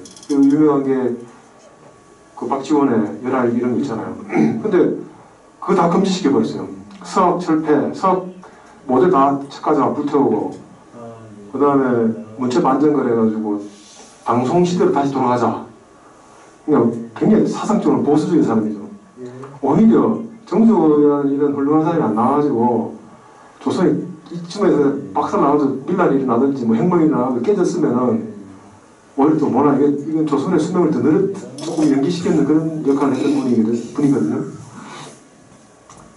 그래서 뭐 결국은 조선 말기 뭐 이렇게 이어지면서 고종 이런 사람들이 통치를 하면서 나라가 이제 완전히 망가진 상황인데 어쨌든 정조는 아까 말씀드렸다시피 의진이 8째 면에서 다 없어졌어요. 불타기도 하고 사라지고 다 없어져 버렸는데 근데 이제 여기가 이게 뭔가 하면은 화성에 가면 요 근처에 있는 화성에 가면 육릉이 그 사도제사 무덤이잖아요. 그 앞에 가면 문인석이 하나 있고 무인석이 하나 있습니다. 근데 보통 문인석 같은 거 여러분 보시면 굉장히 또 무슨 뭐 정형화된 모습이 있어요. 사각으로 돼 있고 사람같이 안 생겼어요. 그냥 인형같이 생긴 게 있거든. 그게 문인석입니다. 근데 요 문인석만 특별하게 이렇게 사람을 같이 이렇게 딱 만들어놨어요. 그 정조는 효성이 굉장히 강했습니다. 그래서 이제 사도제사 사당에다가 자기 초상화를 그려놓고 아버지를 지켜드린다고 이런 마음으로 사도제사 사당이 그 경복궁이라고 서울대에 그 자리에 있었잖아요. 거기에다 딱 그려놓고 자기도 계속 왔다 갔다 했지만 근데 무덤 앞에는 초상화를 못 그려놓으니까 비 오고 이러면 막 젖으니까 못 그려놓잖아요. 그래서 너무나 사실적이니까 특이하게 사실적이에요. 그래가지고 문인석이 이제 자기가 아버지의 신하다 이런 모습으로 여기 정조를 자기 얼굴을 갖다 곡박아놓은 거 아니냐 이런 주장도 합니다. 저도 그게 주장에 동의를 하고요. 그래서 얼굴 보면 여기 이제 정조의 할아버지 외할아버지입니다. 홍봉한 외할아버지고 여기 정조의 할아버지 영조입니다. 좀 닮지 않았습니까? 닮았죠. 그 조선시대 때도 그렇고 그 전에도 그렇고 보면 확인해 보면 왕족들은 대체로 보면 얼굴이 굉장히 기공자형입니다. 얼굴은 뭐 잘 먹고 뭐 잘 교육받고 또 선택받은 사람들 이렇게 결혼하니까 굉장히 용모가 준수할 수밖에 없는 거죠. 그래서 이게 정조 얼굴이라고 저는 판단하고 있습니다. 뭐 정조 의진 만들 때 이런 거 참고해가지고 그리면 됩니다. 뭐 엉뚱하게 아무도 전혀 사실도 아닌 거 가지고 그렇게 그린 것보다는 몇몇쯤 주장하는 사실에 근거는 없지만 그래도 이런 자료들이 있으니까 뭐 이거 가지고 영조 의진을 그린다고 해서 뭐라 할 사람 아무도 없지 않습니까? 다음 이거는 태조왕건 그 고려왕씨 족보의 맨 첫 장에 나오는 그림입니다. 이건 뭐 태조왕건의 제가 의진이라고는 생각하지 않습니다. 후대에 각종 기록을 참고해가지고 이제 그랬다고 보는데 태조왕건은 굉장히 신비한 인물입니다.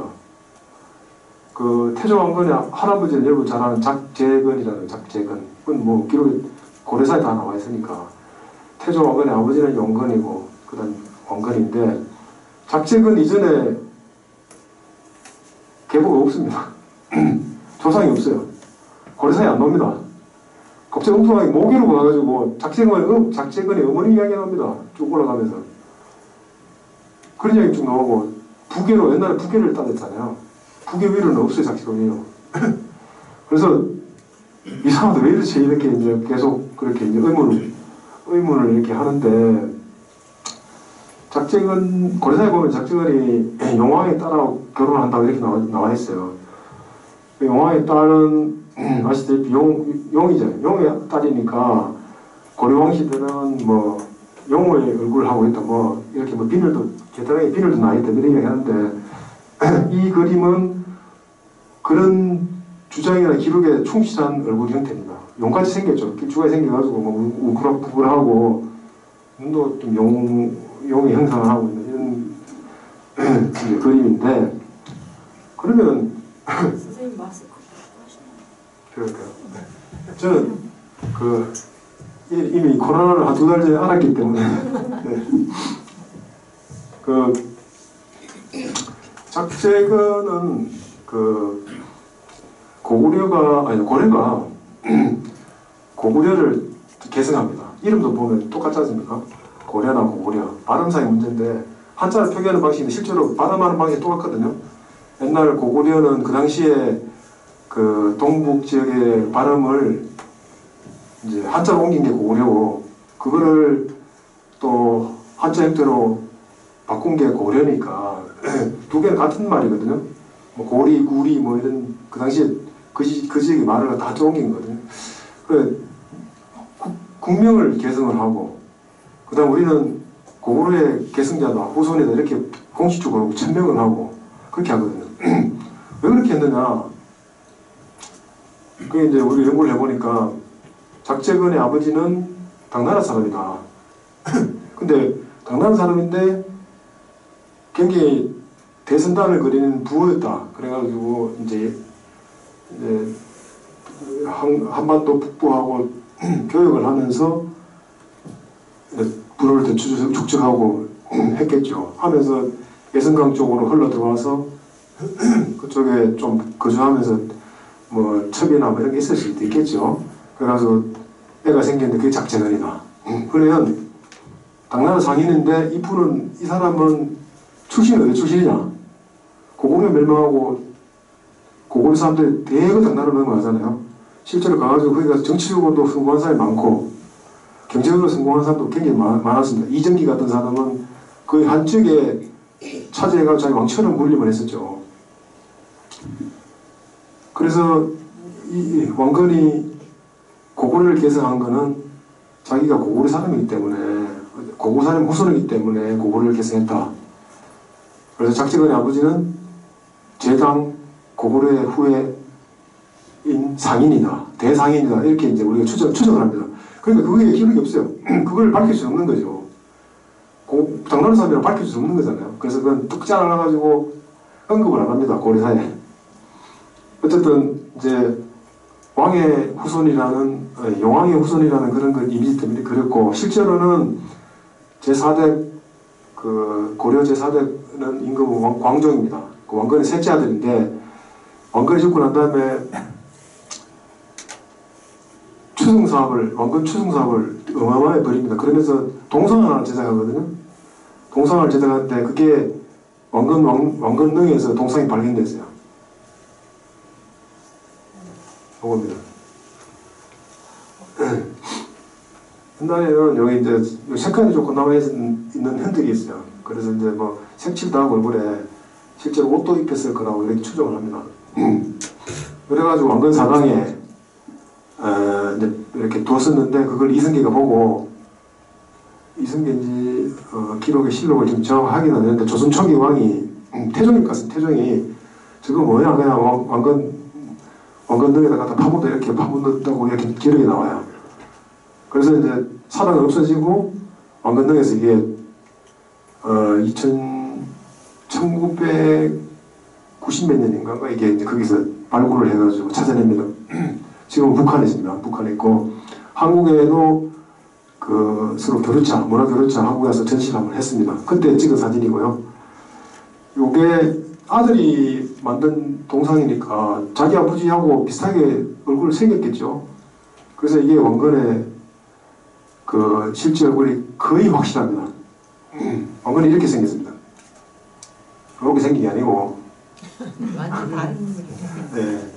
그러니까 조상을 우리가 함부로 그리거나 아니 모르면 안 그리면 됩니다.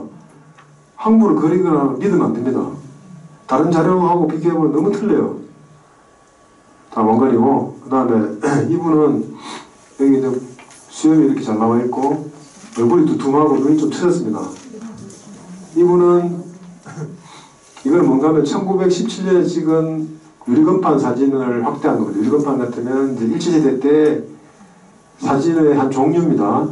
굉장히 선명하고 굉장히 아주 우수한 품질의 사진입니다. 그래서 지금 우리가 여러 가지 그 문화재 연구하는 사람들이 많이 잘 활용을 하고 있는데 개성의 화장사라는 절에 그 절은 오랫동안 조선시대 내내 존재하다가 6.25 때 없어져버렸습니다. 이것도 같이 불탔거든요. 화성사에 있던 초상화인데 공민왕의 초상화입니다. 공민왕. 고구려 공민왕. 공민왕 원나라 부원 세력을 갖다 몰아내고 그다음에 성성총관부 식민지 기구를 철폐했죠. 그래서 자주 고려를 회복한 왕인데 근데 이게 조선시대 때 계속 이런 전 왕조의 의진을 이렇게 보관하는 게 웃기죠. 유일하게 공민왕 의진만 보관했습니다. 이유는 이성계는 자기가 조선의 왕이라 생각 안 했습니다. 자기는 고려왕이라 했거든요. 그 다음에 자기국의 공양왕, 우왕, 그 다음에 창왕은 이거는 그 가짜들이고 나는 공민왕의 왕위를 계승한 고려왕이다 이렇게 얘기했습니다. 이성계는. 하다가 정종도 그렇게 제기를 했고요. 태종도 그렇게 제기를 했습니다. 근데 태종이 이건 뭐 우리 고려도 아니고 새로 성씨를 바꿨는데 좀 이상하다 그래가지고 중국 가가지고 명나라한테 가가지고 새로 나라를 만들겠다. 그걸 허가해 주시오. 그럼 이름 뭐 할래? 그 조선하고 이제 조선하고 몇 개 될 수 있는데 조선 좋아 옛날 쓰던 이름이니까 그거 해. 이래가 조선을 만들어 했고 그 다음에 국세를 받아옵니다. 그래서 조선을 개국한 거거든요. 그러니까 그래도 백성들은 아직도 나라를 갖다가 이렇게 역성 구태타를 했다 이렇게 막 오해를 하니까 공민왕 의진은 굉장히 정성스럽게 차단을 만들어 보존을 했습니다. 그래서 조선 후기까지 계속 남아 있었고 여러 사당도 여러 군데 있었습니다. 그래서 이게 그 공민왕의 그 당시에 사실은 고려 때는 이런 의진을 그리는 기술이 굉장히 조선시대하고 많이 떨어졌습니다. 그래서 이 수준밖에 안 됐는데 그래도 그 공민왕의 얼굴에 원본에 충실한 의진으로 조선시대 때 이런 문인들이 절에 가가지고 보고 그렇게 많이 평가를 기록을 많이 남겨놨습니다. 그래서 이게 의진에 가장 충실한 공민왕의 얼굴이 아니냐 이렇게 이제 판단을 합니다. 공민왕. 그 다음에 이거는 경순왕, 신라 마지막 경순왕의 의진입니다. 모양은 약간 약간 무속적인 부분이 많이 가미되어 있죠. 그거는 뭐 민간에서 전래되다 보니까 방법 없는데 아무래도 민간에서는 이제 무속 부분이 강하잖아요. 그래서 계속 중간에 이모를 하면서 그런 부분이 덧붙여지고 이렇게 좀 내려온 겁니다. 그렇지만 이것도 그 경순왕의 진영입니다. 왜냐하면 그 경순왕은 고려 입장에서 볼 때 왕건 입장에서 볼 때 굉장히 환영하는 사람입니다. 왜냐하면 전쟁 한 번 안 하고 나라가 통째를 갖다 바쳤으니까 왕건은 이 사람 굉장히 칭송하는 일이죠. 그래가지고 그 공을 기려가지고 사당도 많이 만들고 이게 그 고려 초에 의진을 많이 제작을 했습니다. 그래서 쭉 많이 내려왔고 얼굴이랑 기본 틀은 그대로 유지하되 이런 뭐 전체적인 장식은 아까 말씀드렸다시피 이런 민간의 민화적인 부분들이 많이 포함이 되어 있습니다. 지금의 문화는 요거에 5점이 있는데 이게 그냥 아주 그 상태가 좋은 거고요. 나머지는 조금 낡은 것도 있고 뭐 근데 얼굴도 똑같습니다. 네. 자, 비운의 왕비 명성황후 초상화는 어디 갔느냐? 명성황후 주변에 뭐 응선대원군, 고종, 심지어 그 당시에 구한말 때의 주요 인물의 초상화 사진 다 남아 있습니다. 유일하게 명성황후 초상화는 없습니다. 왜냐하면 이모군란 때 이모군란이 누가 일으킨 반란 사건입니까? 흥선대원군이 일으킨 반란 사건이죠.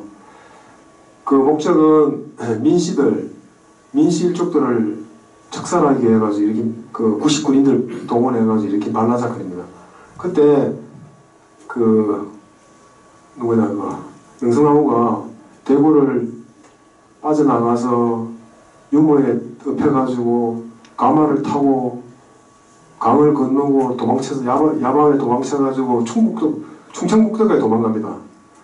그래가지고 이제 가면서 이제 기록 온갖 기록 다 나는데 아직 기록이 남아있어요. 있고 그 이후로 그 청나라가 그때 개입을 하죠. 청나라에 이제 그때 미씨들 동원해가지고 청나라 위안석가한테 가가지고 대원군이 저러고 있는데 다음부터 당신들 뭐 모든 이끌어 줄 테니까 군대 좀 파견해가 대원군 좀 잡아가라. 그래가지고 청나라 개입돼가지고 이제 이모곤란이 정리되고 99년 다 죽고 그때 이후에 이제 서울로 돌아오죠. 명성황후가. 그러고는 조사가 1절 노, 그 다음에 사진 1절 노 안 찍어요. 그전에 있던 거 다 불태우고 없애버리고. 그래서 이제 명성황후는 우리가 얼굴을 모르는데, 그러니까 뭐 오만 뭐 유럽에서 주로 그런 게 이제 뭐 조선 관련되는 책이나 또 사진 이런 거 나오면서 꼭 명성황후를 적어놓고 뭐 비운의 왕비 뭐 이래가지고 그렇게 표시를 해놓거든요. 그거 나올 때마다 우리나라 언론은 또 뭐 대서특필 해가지고 이게 명성황후다 이렇게 나오는데 뭐 이분이 이 사진이 국사책에 나오는 사진입니다. 이 책이. 근데 이게 명성황후 맞습니까? 근데 이거는 순정효황후라고 순종의 부인입니다. 두 번째 부인 계인데 순종효황후 윤씨인데 이 복장이 비교를 보십시오.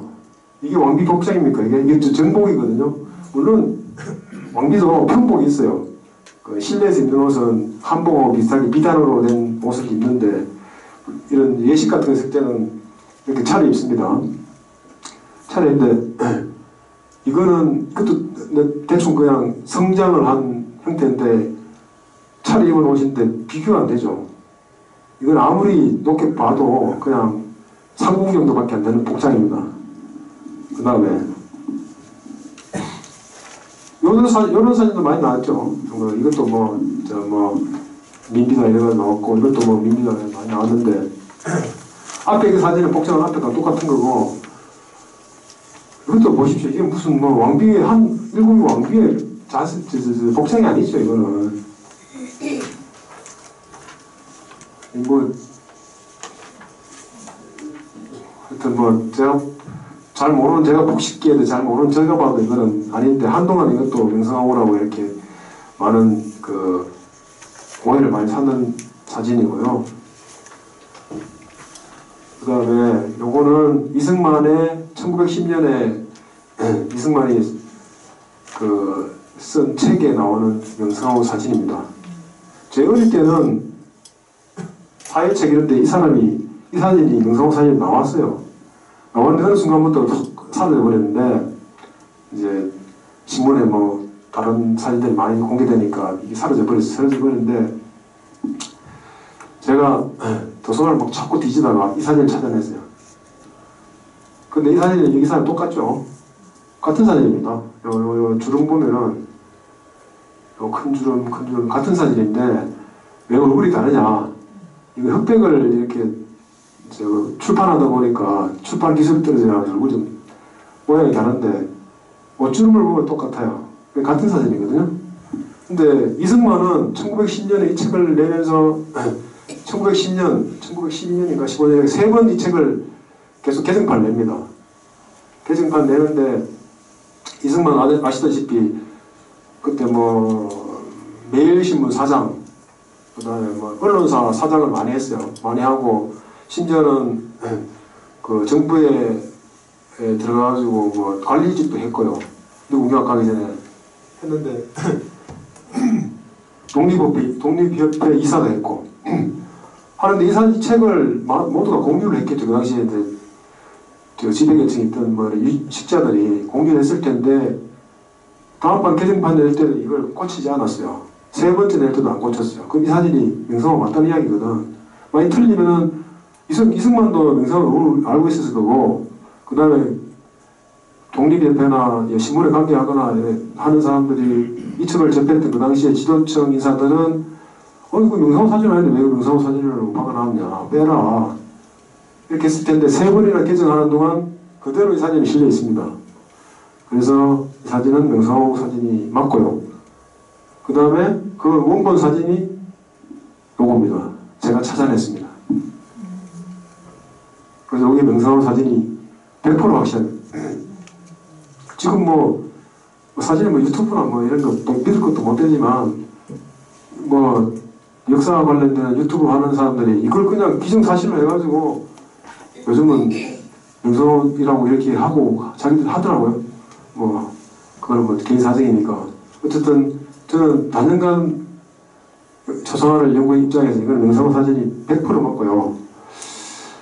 이 원본 사진 이건 제가 그 체크해서 찍은 건데 원본 사진을 제가 얻고자 노력을 엄청나게 했는데 그 사람들이 공개를 안 합니다. 공개를 안 해요. 그 안타까운 일인데 무슨 이유인지 모르겠는데 공개를 안 하더라고요. 왜 공개를 안 하는지 대해서 이야기도 안 하고 그냥 죄송하다고 뭐 이런 이야기를 하더라고요. 요거는 다보성 그 사립 그 박물관 다보성 미술관에서 갖고 있는 명성황후 초상화인데 얼마 전에 한 몇 년 전에 공개를 했는데 뭐 이걸 명성황후라고 볼 수도 있겠죠. 뭐 명성황후 사진을 대충 이렇게 해가지고 그랬을 수도 있는데 몇 개 특징만 잡아서 어쨌든 이것도 굉장히 좀 크더라고요. 사진은 제가 봤습니다. 봤고 주요 부위나 이런 이목구비 이런 걸 좀 보면 일부는 좀 비슷한 부분이 있어요. 전체 얼굴이나 이런 게 좀 다른데 얼굴이 좀 둥글하고 이렇게 보이는데 뭐 코나 뭐 눈이나 뭐 이런 일부 부분은 조금 비슷한 측면도 있습니다. 여하튼 이것도 명성황후 초상화라고 공개가 되는 겁니다. 제가 볼 때 앞에 거보다 훨씬 더 신빙성이 있어요. 앞에 거죠.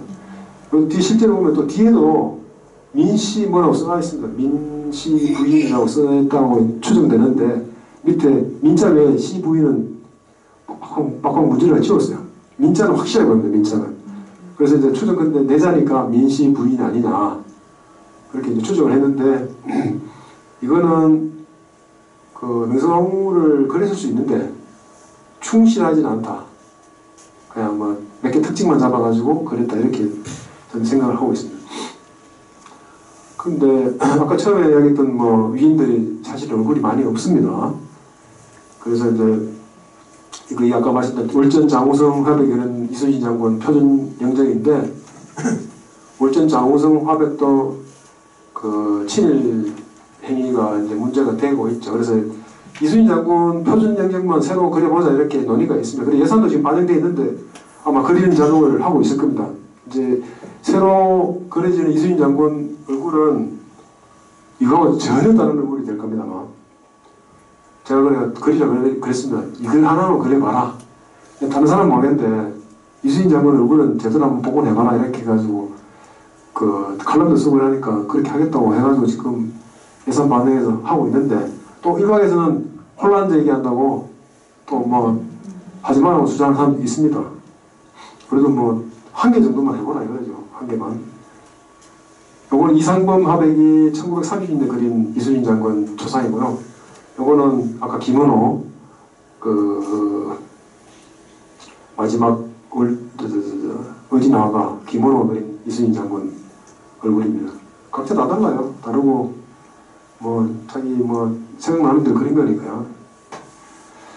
그런데 이순신 장군에 관련되는 기록은 여러 점이 많습니다. 뭐 본인도 남중일기라고 뭐 큰 기록을 남겼지만 기록도 많고 저 사람이 어떻게 생겼다 이런 기록도 있고 실제로 주변에 뭐 자손들의 초상화도 있고 뭐 관련된 자료는 있습니다.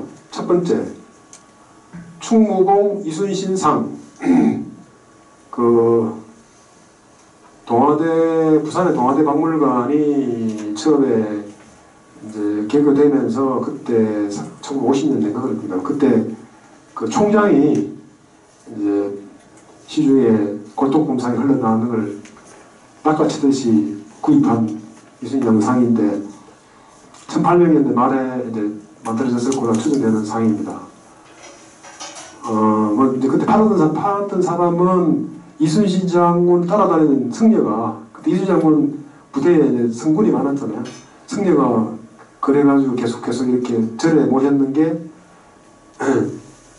모셨던 거를 이제 낡아가지고 1800년대에 새로 그려서 자기가 판다 이렇게 이제 골동상이 그렇게 이야기했다 그러더라고요. 이것도 가능성이 있죠. 근데 아주 그림을 잘 그린 사람이 아니라 보니까 이 모양인데 어쨌든 우리가 알고 있는 건 온화한 상은 아닙니다. 자, 그럼 기록에 보면 얼굴이 아담하다. 웃음이 적었다. 얼굴이 아담하다. 이거 유심히 봐주십시오. 얼굴이 작다는 거죠. 살집이 없고 퉁퉁하지 않다는 겁니다. 그 다음에 얼굴이 풍만하거나 후덕하지 못하다. 얼굴이 풍만하지 못하다. 똑같죠? 얼굴이 마르고 파리하고 이렇게 살집이 퉁퉁하게 이렇게 막 뚱뚱하지 않다 이거죠. 그 다음에 특징적인 게 입술이 뒤집혀 있다. 이렇게 입술이 뒤집혀 있다. 입술이 약간 이렇게 올라가는 거죠. 이렇게 올라갔는데 두 사람은 서해 유승용. 이거는 형의 친구죠. 그러니까 서울의 건천동에 같이 살았습니다. 건천동에. 이순신 잘합니다. 그 다음에 삼가 합천에 현력한 고상한이라는 사람은 이순신하고 임진왜란때 같이 전투를 하고 했던 사람입니다. 그래서 얼굴 잘 알고 있고요. 이분은 이순신 장군의 현손, 아까 말씀드린 고손자입니다. 이순신 장군을 따라서 무과에 급제해서 충청 병마절도사를 했는 분인데 고손자입니다. 고손자니까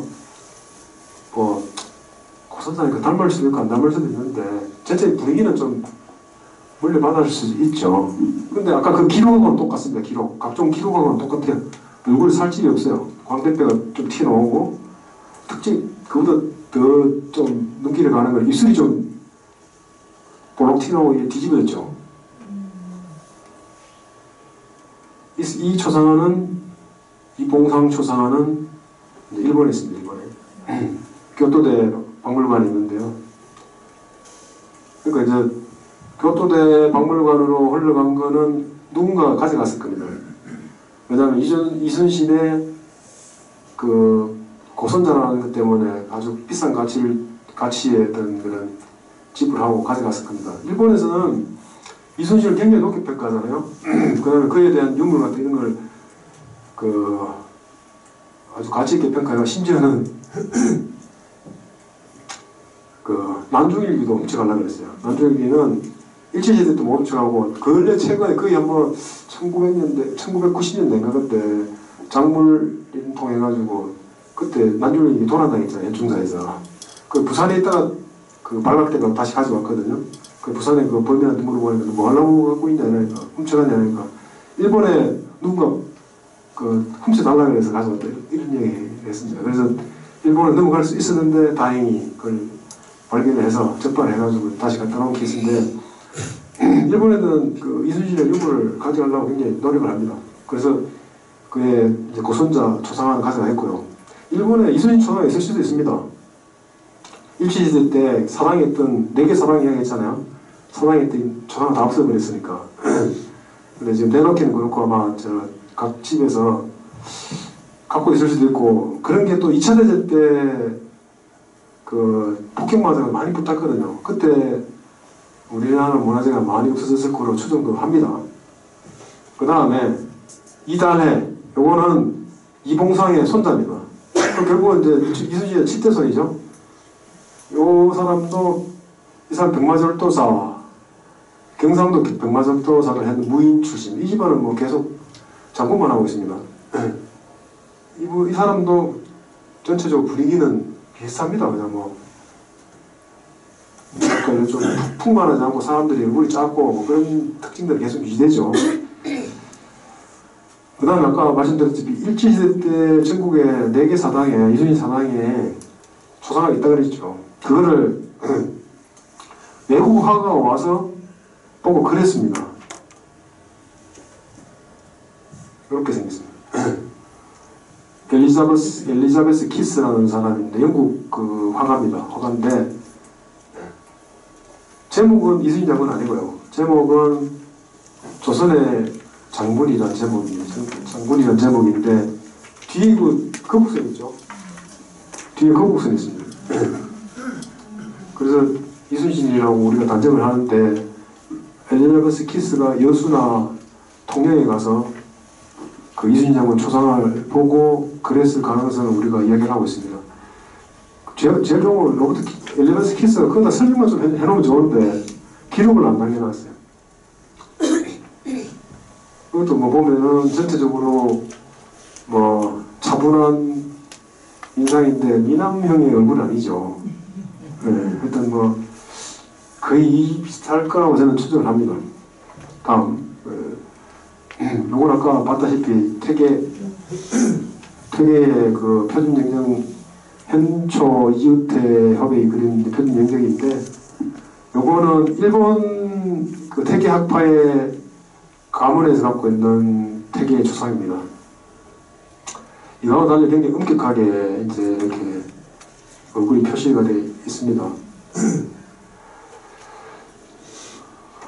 그래서 뭐 이게 맞는 건지, 그때 일본의 퇴계학파들이 조선에 와서 얻어갔는지 그건 모르겠어요. 자기들 상상하는지는 모르겠지만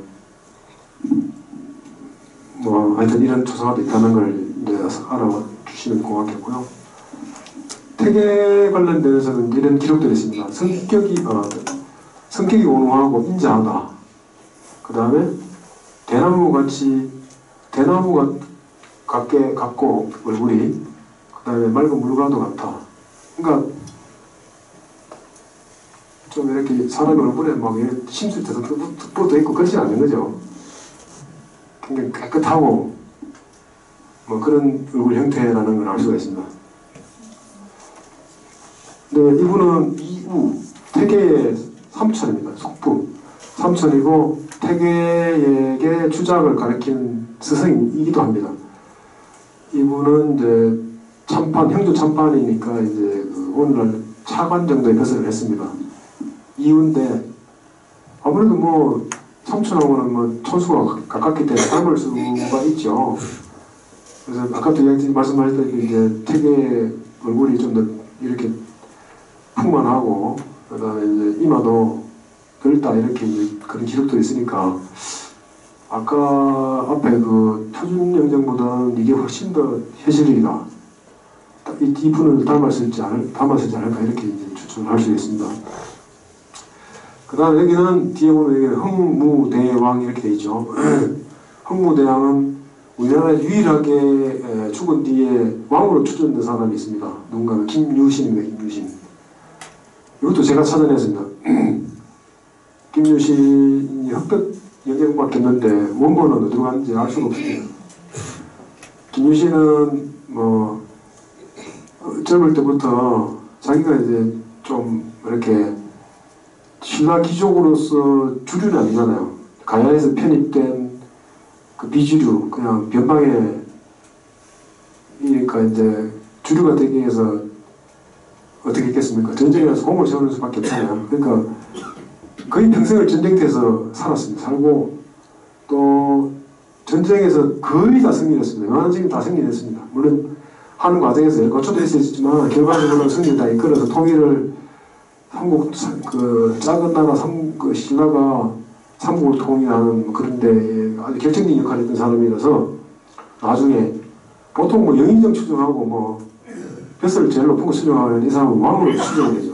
항무대왕, 그것도 대자가 붙여서 대왕입니다. 김유신이고요. 이분은 그 원효대사. 삼국통일하는데 그 군사 분야에서 역할을 크게 했는 사람이 김유신이라면 사상적으로는 원효대사가 제일 역할을 많이 했습니다. 백성들을 이렇게 민심을 결집하려면 뭐가 필요합니까? 사상이 필요하죠. 근데 백제나 고구려는 불교는 백성들과 관계없는 종교입니다. 그냥 귀족들끼리 자기들끼리 믿는 종교인데 신라는 그거를 백성들이 믿게 만들었어요. 그 역할하는 사람이 이 사람입니다. 그러면 불교를 믿으면서 난 전쟁터 나 죽어도 부처님에 갈 수 있어. 지금 이슬람교와 똑같거든요. 이슬람교 너 지금 뭐 고생하고 전쟁터 가서 막 처참하게 죽어도 죽는 즉시 천국에 가가지고 거기서 꽃밭에서 미녀들하고 뛰어놀 거야. 이거 가지고 그 IS라는 게 지금 뭐 젊은 애들 갖다 이렇게 유혹하고 있는 거거든요. 그때 불교를 그렇게 활용했습니다. 신라가. 그러니까 전쟁터 젊은 애들이 미신이 싸우고 나는 부처님이 기한다. 난 꼭각 죽거든요. 그러니까 이게 우리는 원효 뭐 했는데, 원효가 뭐냐고. 그렇게 얘기하지만은 삼국통일의 사상적인 민심을 이렇게 통일하는데 결정적인 역할을 하는 사람이 원효입니다. 그 다음에 원효는 그것도 통일되고 난 다음에 뭡니까? 각자잖아요, 각자. 그걸 통합한 게 또 불교를 통해가지고, 불교로서 우리가 삼국이 협조하고 협력하고 부처님을 그래야지 구원하고 이런 식으로 이제 설득을 하니까 나중에 통일되고 나서도 민심을 결집하는데 불교가 활용됩니다. 근데 이제 여러분 아시면 보면 지금 불경이 있잖아요. 한국에는 제가 기록이 기억이 안 나는데 불경이나 불교 관련된 서적의 대부분은 원효가 저술했습니다. 270권이나 저술했습니다. 그래서 우리나라 이상대사야 중국에는 화엄전 가져온 게 다죠. 그 다음에 절 짓고 이게 이제 다인데 절은 사실은 원효가 더 많이 지었습니다. 전국에 웬만한 지역에 제가 알기로는 수백 곳을 지었어요. 절을 원효가. 원효도 의상대사는 큰 절을 많이 지었죠. 화엄 10차를 해가지고 전국에 유명한 10개의 화엄 사찰을 지었다고 이야기하고 또 우리가 아는 부속사나 화엄사 전부 다 의상대사 지었으면 짓는 맞는데 그거 말고 크지 않은 절들 전국에 우리 아는 절들은 다 대부분 원효가 지었다고 보면 됩니다. 근데 이거는 우리나라에 있는 원효 영정들은 다 1800년대 말 이때 1900년 초에 영정들인데 이건 일본에 있습니다.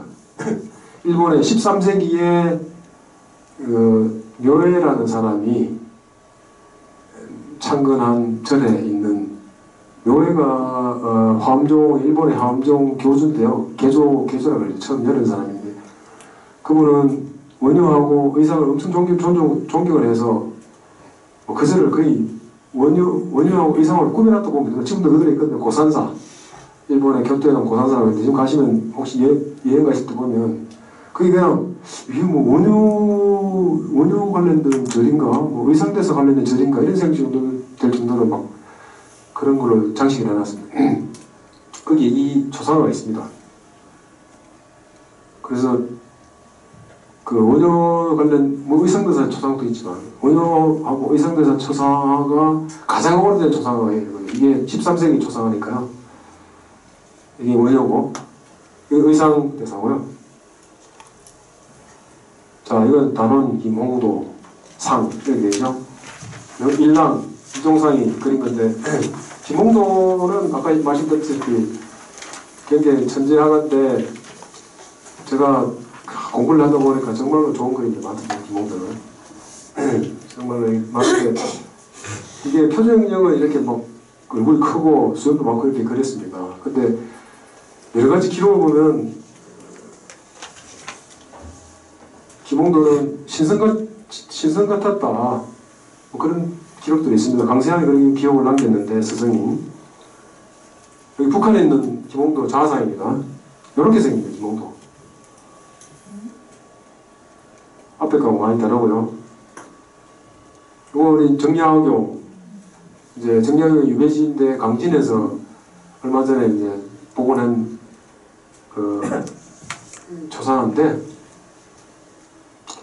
정약용이 우리 이제 느낌이 확장하고 이러니까 좀 이렇게 얼굴이 깔끔하고 이럴 것 같은 느낌이 들죠, 그죠? 근데 기록에 보면 얼굴이 틀을 보고 얼굴이 크다냈다 이렇게 나와 있어요, 기록에는. 그래서 거기에 충실했는 이제 초상화인데 모르겠습니다. 하여튼 이것도 상상하고 이런 사진은 이제 몇 년 전에 누군가 개인 소장자가 공개를 했는데 이건 제가 볼 때는 이거는 이제 그냥 아까 우리 통념상에 그런 것 같아가 이제 추정해서 그런 상상한 것 같아요. 이렇게 사진이 생기지 않았습니다. 아마 이걸 참고했을 것 같은데 이거는 이제 형 중에 정약종이라고 해서 정약종. 정약제는 첫째 형인데 그거는 이제 자선을 보수 나름이고요. 여기 이제 정약종. 여기는 이제 천주교미터가 처형당한 자기 형인데 이걸 바탕으로 해가지고 아마 조금 비슷하게 그리는 것 같아요. 근데 아까 말씀드렸다시피 이제 정약용은 굉장히 좀 다르게 생겼다. 얼굴 털보라고 이렇게 기록이 있습니다. 좀 할까? 요거는 김대근 신부, 우리나라 최초의 사제 이제 신부 이제가 된 사람이죠. 참 이분은 또 처음 프랑스에 지원을 받아가지고 마카오에 유학도 가시고요. 마카오 가시면 이제 한번 가보셨으면 알겠지만 이 김대근 신부의 흔적들이 있습니다. 근데 이제 한국에 와서 전도 활동하다가 잡혀가지고 이제 세난트라고 서울 KTX 타다가 보면은 한강 건너가지고 좌측편에 KTX 타다가 쭉 건너가다 보면 한강 좌측편이 거기가 세난트거든요. 거기 이제 중요 범죄자들 이제 목자를 하는데 거기서 참수돼가지고 죽었고 그다음 죽자마자 바로 모래 그 옆에 모래 이렇게 밑에다 파묻어 놨습니다. 그거를 신자가 수습해서 가서 와서 뭐 사람 미린의 성지 있잖아요. 저쪽에 안성에 갔다가 뭐 심지어 부산까지 갔다 전쟁 때 유해를 계속 돌렸어요. 돌려가지고 그걸 이제 근데 한 군데 놔두면 될 건데 지금도 뭐 불교의 유산인 같은데 시신을 하나씩 가져가려는 이런 게 있어요. 아주 독실한 사람들은 그러니까 김대근 신부도 무덤 제대로 해가지고 이렇게 안장하면 되잖아요. 하면 되는데 그걸 왜 두고 다니는지 모르겠어요. 결국은 그거를 해안도의 가톨릭대 성당에 이제 결국 이제 바닥에 안치하게 되죠. 하기 전에 김대근 신부의 두개골에 이제 이런 실측 측정을 해요. 이렇게 측정을 해가지고 그 자료는 있고 어쨌든 요 사진은 요게 먼저 이제 처음에 1970년대 복자 시복하면서 그렸는 초상하고 요거는 1983년에 성자가 되죠. 이제 로마 교황청에서 성자 지위를 내리는 성자가 되면서 시성 기념해가지고 이제 제작한 이제 초상인데 근데 참 로마 교황청도 우리나라 1호 가톨릭 사제고 그 다음에 또 뭐 굉장히 열심히 전도활동 하나 돌아가셨는데 그걸 100년 만에 성자로 해주면 참 부럽네요. 그게 뭐 그만큼 우리나라가 교세도 큰데 영향이 작았다 봐야 되는 거죠. 그래서 아까 두개골 측정器갖고 있다 그랬잖아요. 그거 가지고 이게 이제 흉상을 하나 만들어 보려는 거죠. 여러 번 시도했어요. 3번 시도했는데 결국은 나중에 처음에 했는데 이상하고 두 번째 했는데도 좀 이게 좀 무슨 약간 이상하고 또 세 번째 했는데 이렇게 나왔습니다. 이건 이제 흉상에 섞어버리고 이렇게. 근데 이게 흉상은 이렇게 생겼지만 눈하고 코하고 귀하고는 어떻게 생긴지 모릅니다. 왜냐면 연골이기 때문에 저렇게 생겨도 귀가 클 수도 있고 코가 삐뚤릴 수도 있고 뭐 들릴 수도 있고 이거는 연골이기 때문에 두개골로만으로는 재현이 안 되거든요. 어쨌든 젊은 사람들 우리나라 대표 표준치를 넣어가지고 이렇게 재현을 했습니다. 이거 지금 아마 어디 전시가 되어 있을 텐데 가시면 보면 있을 겁니다. 시간이 또 지나서 조금 더 할 수 있으면 좋은데 또 하여튼 시간을 제가 안배를 못해 죄송합니다. 죄송하고 경청해 주셔서 감사합니다.